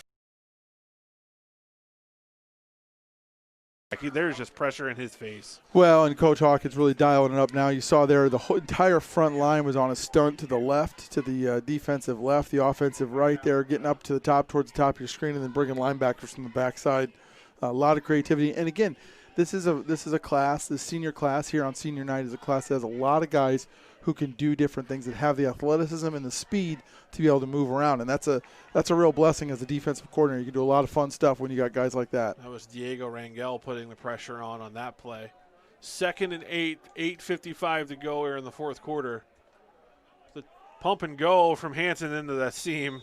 And Jordan White, he saw Xander Morgan coming over from his safety position and wasn't quite sure he wanted to lay out for that one. Well, and great job from Josh Thomas coming from the middle linebacker position, putting his shoulder down, trying to split the gap there and put that pressure on. And that was a tight window that Hansen had to try to throw in. Good coverage for the Muskies there as well. So it'll be 3rd and 8:50 to go in the fourth quarter as the Muscatine Muskies leading on this senior night / homecoming here in mid-September. Hansen gives it to Garcia. Reed Olsis having none of it. A tackle after a short gain. Well, and again, this is what we've talked about too. You get to heel depth there. You see what's going on, and you can make plays instead of over-penetrating, creating gaps. Nice job there by the Muskies. Play to the line of scrimmage, bring David Wanty through on the blitz, and then Reed cleans it up on senior night. So they'll make it 4th down, and it looks like a go-for-it situation here for West, down 23 with 8:20 to go in the 4th quarter. You see him, obviously Coach Williams down there telling his defensive linemen, key the ball here. Key the ball. Do not jump off sides. Don't give up the free first down. Make them earn it. Garcia shifts to the left of the formation. Hanson back to pass, throws the slant, and that's dropped. That is dropped again by Hunter Runge. That's his 3rd drop of the night. And that's tough when you've got a quarterback who's played as well as Hanson has. Well, we sound like a broken record, but again, Hanson, I'm very, stats are not bearing it out, but watching it, the eye test, stood in there, a lot of pressure. Coach Hawkins dialed up the blitzes, brought 2 guys there. They were right up in his face. He stood tall, threw a nice ball out there on the skinny slant. And should have been a first down. And he's decisive. He knows what he sees pre-snap, and he's going to the right read. It's been fun to watch. Eli Gay gives it to Cooper now. Cooper over the right-hand side. And he's held up. It's going to be a gain of about 2. So Mentor, after what's been a tremendous game from Mason Crabtree at the running back position, Cooper now gets his chance. And Coach keeping that fast pace up. 7:35 to play here in the 4th quarter. The give is actually Gay keeps it. He's off the outside, and he's able to almost get the first down. Looks like depending on where he steps out. Okay, he did step out about 4 yards short. And that was 100% a read there by Eli because they brought the backside tackle coming through, and so he decided that what he saw from the defensive end was what he wanted. He pulled that ball out and took it back to the weak side and made something out of it. So 7.5 minutes to go here in the game. And this is all, Eli's picking this up all just in a couple of weeks. He gives it to Cooper.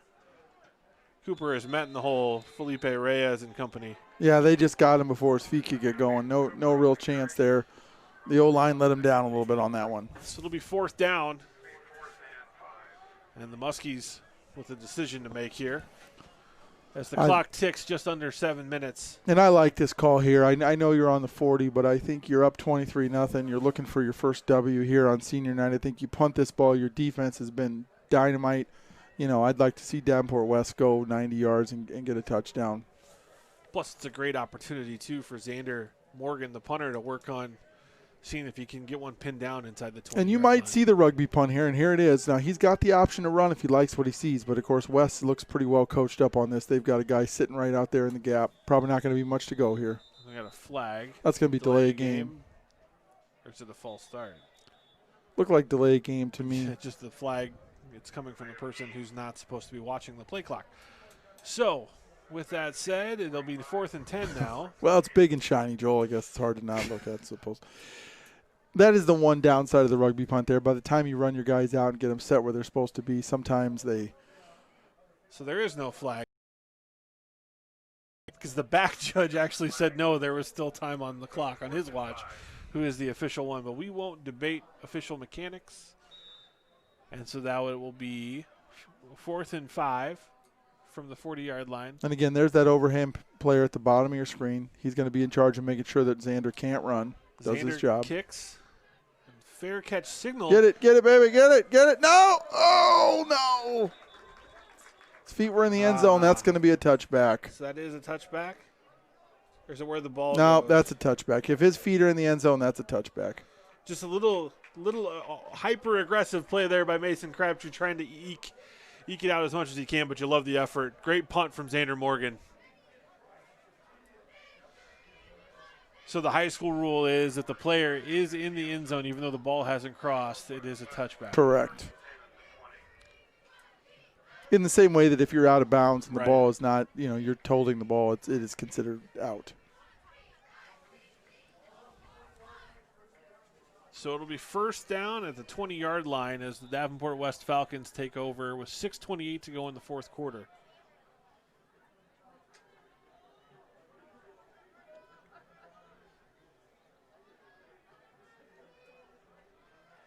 Nick Peterson going with the upright stance here. Just only 2 down linemen. Pressure coming. Hanson throws it. He just had to get rid of it quickly there, and timing disrupted from the Muscatine pressure. Well, and I like that. That looks to me like a defensive adjustment there. They know that they're throwing the ball quickly, so you take a big, tall kid like Nick, you get him starting in a 2-point stance. He's athletic enough to come out of that thing fast. He's coming off the edge, and then he's already there to be able to get his hands up, which he did on that play, and disrupt that timing, as you said. Yeah, because it looked like TD had shifted out into almost a 3 technique, and you had Peterson in the wider 9 technique outside, basically conceding the run. Well, and they've got Anthony Sanchez putting his hand down right now, and he a lot of times will play inside linebacker. So very athletic situation out there for the Muskie D. And there's a run, and that athleticism continuing to dominate the line of scrimmage. Nowhere to run pretty much all night for the Falcons. No, Nick Peterson acting like there is no offensive right tackle out there right now. He's just coming in unabated. 6 minutes to go here in the fourth quarter, 3rd and 10. Davenport West has the ball at their own 20-yard line, just over their own 20-yard line, which has really been just a dominant performance in the trenches for the Muskies tonight. Offensive line and defensive line controlling this game from the jump.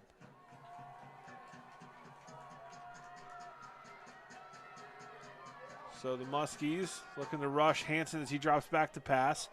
Hansen gets his shoulders turned, and he's completed to to Rolfe. Rolfe with a nice catch and just a good Wow, what good a throw. track back by David Wanty. Jeez, he looked like he was in Tampa 2 there. That guy came flying out from the linebacker position, was able to knock Rolfe down before he could get anything else going. I mean, you hate having your middle linebacker make tackles at 15 yards deep, but still, great hustle play by the junior. So that'll be 1st and 10 for the Falcons as they have the ball at their own 39-yard line.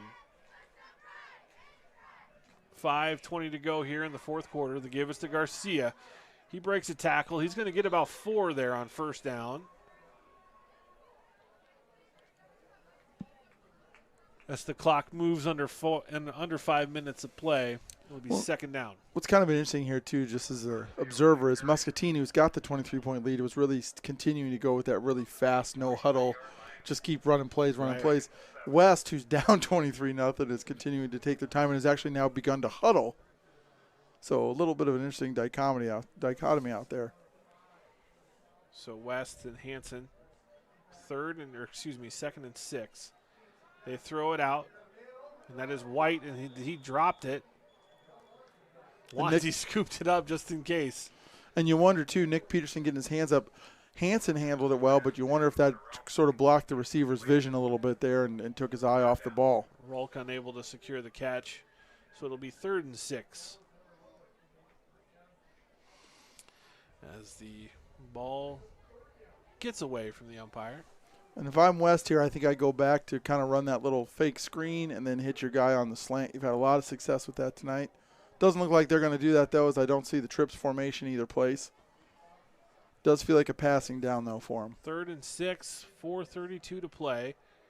Hansen's going to give it to Garcia, who is met in the middle by Diego Rangel. Gain of about 1. Interesting call there. Nice play from the Muscatine interior linebacker. Well, and it's been nice plays from them all night. And then you throw in the play of your front 3, and just didn't feel like that was a way that West was going to pick up a 1st down. But see what they got here. It's obviously 2-down territory for them. Just at 4 minutes to play here in the fourth quarter. It's 4th and 4 for Davenport West. Now here's the trips to the wide side. Muskies look like they're covering up man-to-man maybe.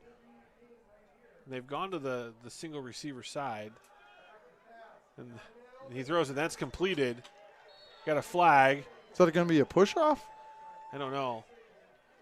But it seems like an unnecessary flag if you're just going to call pass interference. Hunter Runge with the completion. And it certainly looks like it's going against the Muskies. I thought that was great coverage from Prince Wee. It looked good to me. It also looked interesting that by the time he threw the flag, the kid was already starting to get tackled. So I just felt like, okay, well. Assumption defeats Central DeWitt 31-6. 3:47 to play here in the fourth quarter. The penalty is declined, and it'll be 1st down.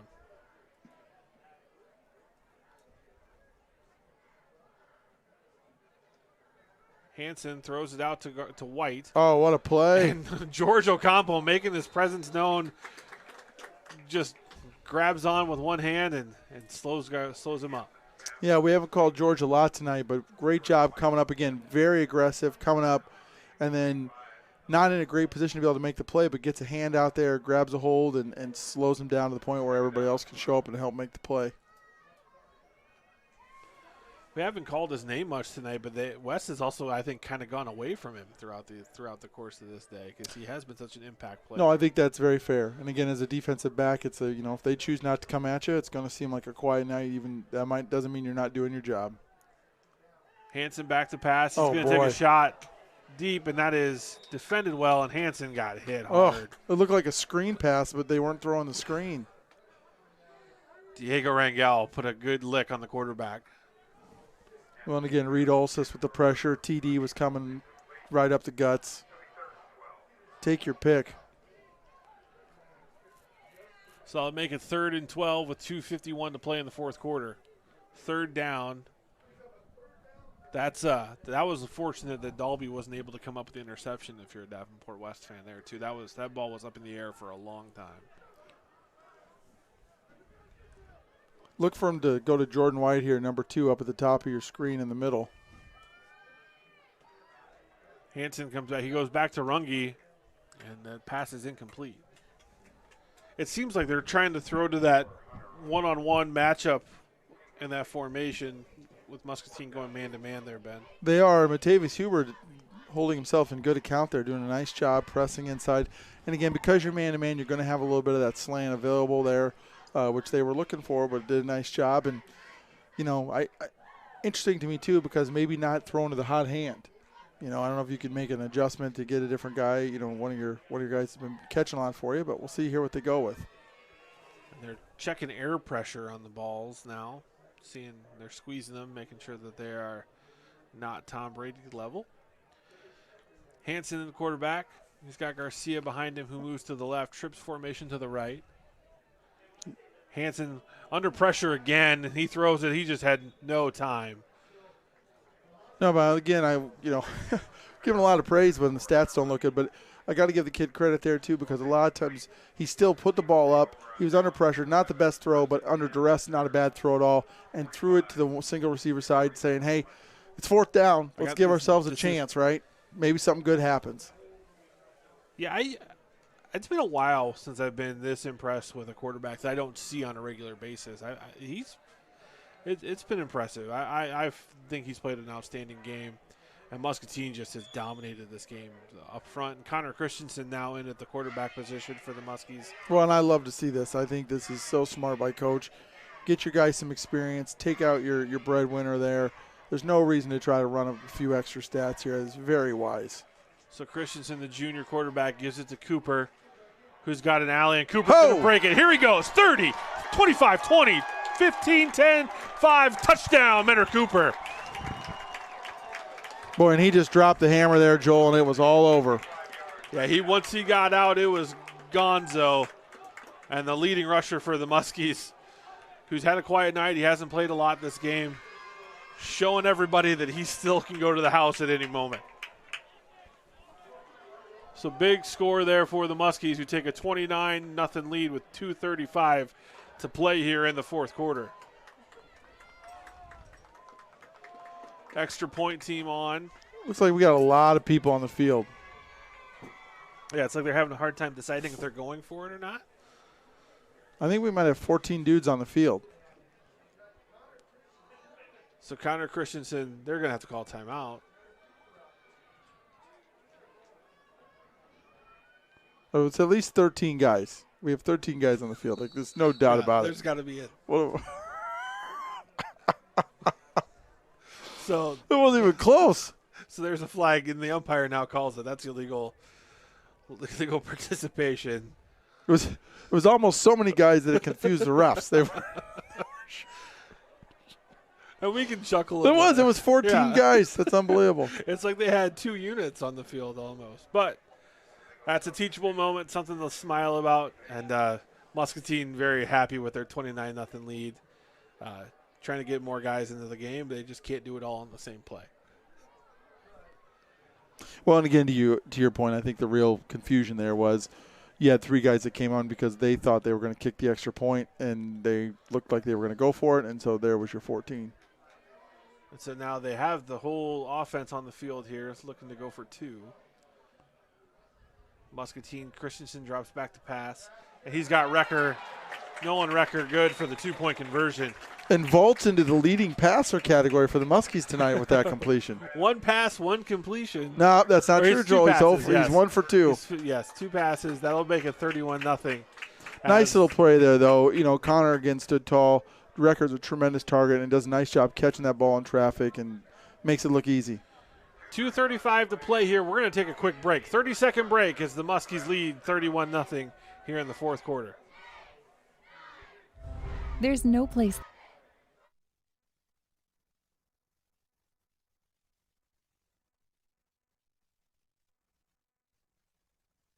home, and Eastern Iowa Community Colleges is our hometown college. With the security we need to explore, learn, and grow, it's the smart choice, always delivering quality, affordability, and flexibility. Because now, more than ever, there's no place like home. And there's no place like Eastern Iowa Community Colleges, the community's college.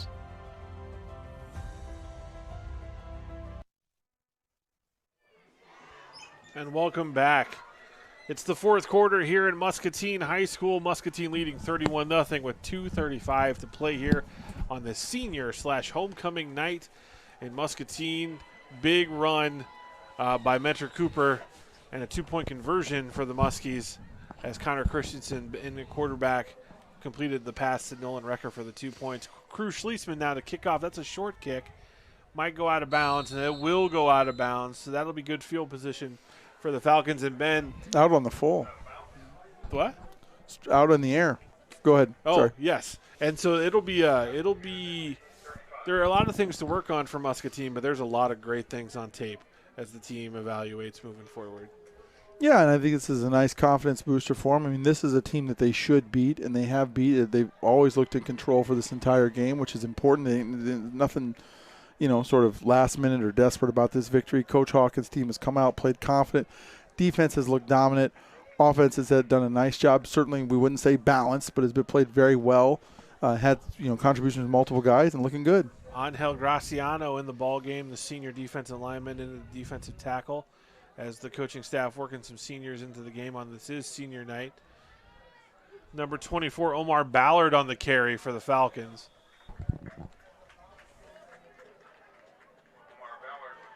So that'll make it 2nd and 6 with 2:20 to go here and counting in the 4th quarter.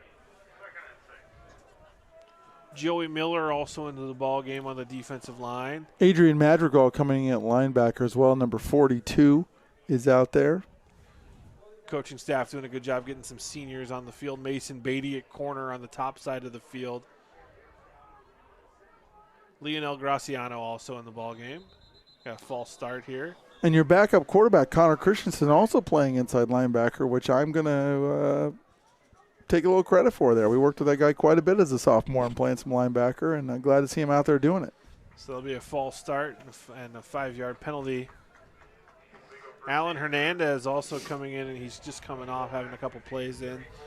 So the coaching staff doing a nice job of getting as many guys into this ball game as possible. Mason Beatty at the top at corner.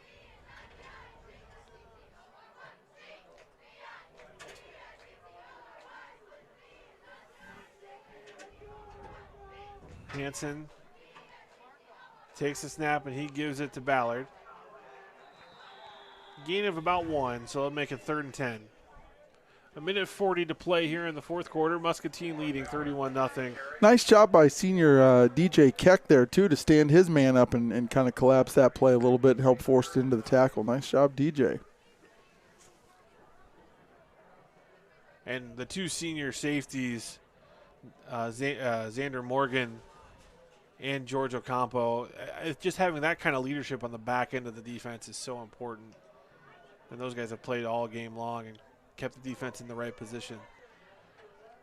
Hansen takes the snap. He's going to give it to Ballard.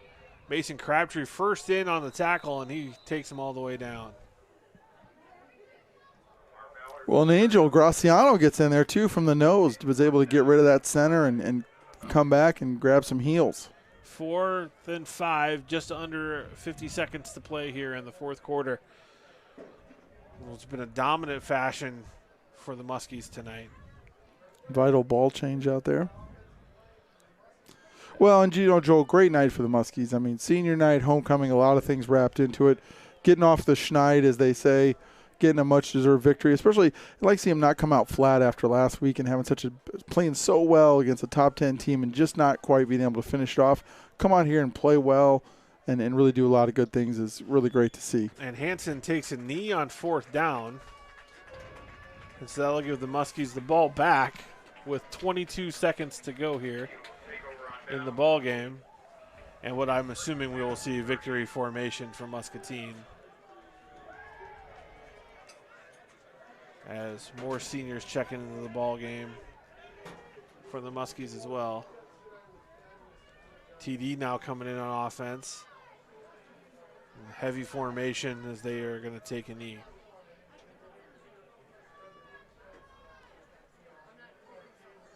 So the Muscatine Muskies, with 22 seconds to go in the fourth quarter, will kneel it down.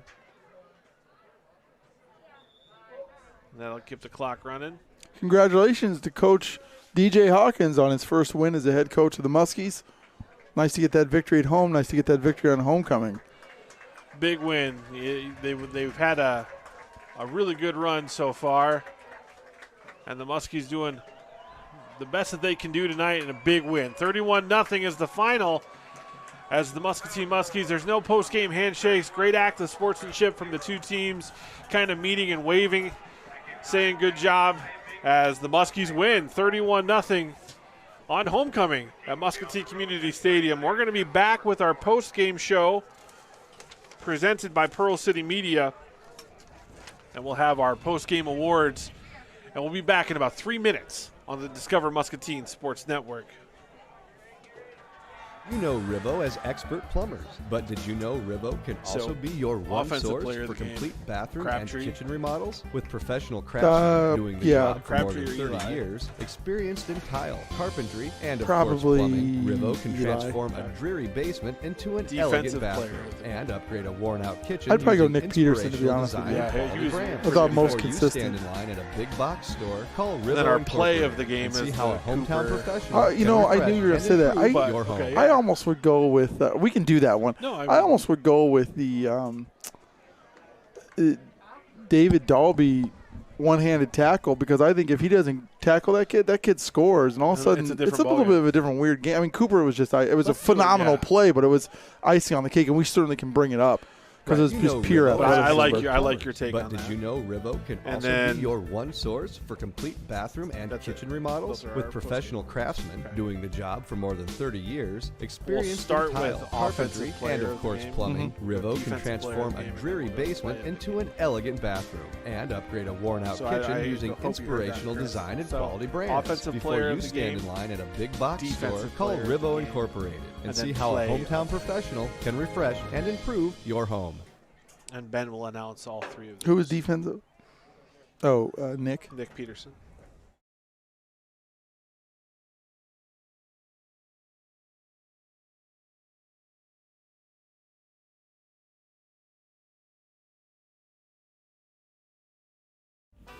At First National Bank, we strive to provide the best customer service both in person and online. Our mobile wallet offers you great features within our mobile app: card controls, alerts, digital receipts. Mobile Wallet is a free feature in our mobile app. Check it out today. From a clogged toilet to a complete sewer line replacement, Rivo is a modern plumbing company designed to respond quickly to all shapes and sizes of plumbing needs. Bringing in our heavy equipment to replace cracked gas lines, or designing clever piping systems for new construction plumbing, a family-owned company that's reliably honest and remarkably affordable. Right here in Muscatine, all day long, every day of the week. Rivo Incorporated, skill, knowledge, and tools to solve the messiest problems. Get on a roll with Pearl City Construction, the local experts in roofing, siding, gutters, and more, where you always work directly with the owner and where homeowners don't pay out of pocket for deductibles. Whether you're planning home improvements months in advance or you're hit with sudden storm damage, you can count on Pearl City Construction to deliver reliable, on-time repairs and installation. Hi, I'm Rob Wadden, owner of Pearl City Construction. Give us a call or visit us online, and remember, homeowners don't pay out of pocket for their deductible. There's no place like home, and Eastern Iowa Community Colleges is our hometown college. With the security we need to explore, learn, and grow, it's the smart choice, always delivering quality, affordability, and flexibility. Because now, more than ever, there's no place like home, and there's no place like Eastern Iowa Community Colleges, the community's college. You know Rivo as expert plumbers, but did you know Rivo can also be your one source for complete bathroom and kitchen remodels? With professional craftsmen doing the job for more than 30 years, experienced in tile, carpentry, and of course plumbing, Rivo can transform a dreary basement into an elegant bathroom and upgrade a worn-out kitchen using inspirational design and quality brands. Before you stand in line at a big box store, call Rivo Incorporated and see how a hometown professional can refresh and improve your home. Welcome back to the Pearl City Media post-game show. Joel Kraushaar, Ben Neitzel, as Muscatine defeats Davenport West on homecoming, 31-0. And Ben, it was just a dominant performance from the Muskies.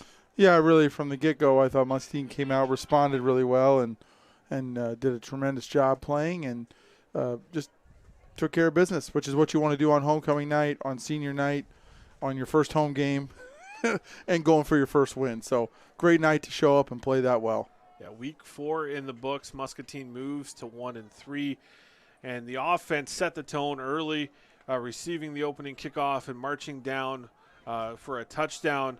And our offensive player of the game, presented by Bear of Muscatine. Who's our offensive player of the game, Ben? Well, we're going to go, a great case to be made by Mason Crosby, who did a great job running the ball, but I think tonight we got to go with the quarterback that we didn't get to mention last week because we weren't on, Eli Gay. Great job, really ran the offense well, provided that, real solid option at any moment to be able to take that ball and go with it. And so I think Eli just, had, again, Mason Crosby, great night, or Mason Crabtree, great night tonight. But I think Eli Gay gets our offensive player of the game this evening. Gets to find his way up to Green Bay and kick next on Sunday if he's Mason Crosby. So defensive player of the game, presented by Eastern Iowa Community College. Again, the defense pitches a shutout. That's always a huge goal. And our defensive player of the game. For me, Nick Peterson tonight, I thought Nick was all over the place, doing a good job standing up, putting his hand down, making tackles, pushing forward. Very impressive job by the senior. Great athlete, and was all over the place from start to finish tonight. And the one that we had some debate on as to whether what would be our play of the game, presented by Rivo Plumbing and Heating. Mentor Cooper, obviously, with a big 64-yard touchdown run there in the fourth quarter, but we just decided on something else. Yeah, I mean, Mentor Cooper's play was probably the most flashy and impressive play of the night, the way he just ran away. But for me, I think David Dalby out there on the corner, one-on-one, kid makes the play. David kind of falls down, stumbles, gets a hand on him, holds him up, ends up making the tackle. If he doesn't hold on and make that tackle, that kid's going to the house for a touchdown. And all of a sudden, this is a little bit different complexion to this game when we're talking about it being 20-7. And West feels like they've got some momentum. So tremendous individual effort by David Dalby to fight through that and hold that kid off. Did it actually twice. But for me, play of the game there, that kept what was a dominant performance dominant. Didn't give West any light of day, and it really sealed this thing for the Muskies. So there it is, our Rivo Plumbing and Heating play of the game. Play of the game, yes, is David Dalby with some great tackling from his cornerback position. Ben, this is fun. It's fun to be home. It's fun to be in Muscatine, and it's big to see Muscatine have such a big win and carry that momentum to Brady Street Stadium next week, as the Muskies will take on Davenport North, who fell 21-0 to Bettendorf tonight. And then it's home for the last 2 games of the season as the Muskies will host Bettendorf and Davenport Central. And they're playing their way to try to get a better seed come playoff time. So the Muskies win 31-0. Ben Neitzel, Joel Kraushaar here on the Discover Muscatine Sports Network. Have a great weekend, everybody, and stay safe. Have a good night.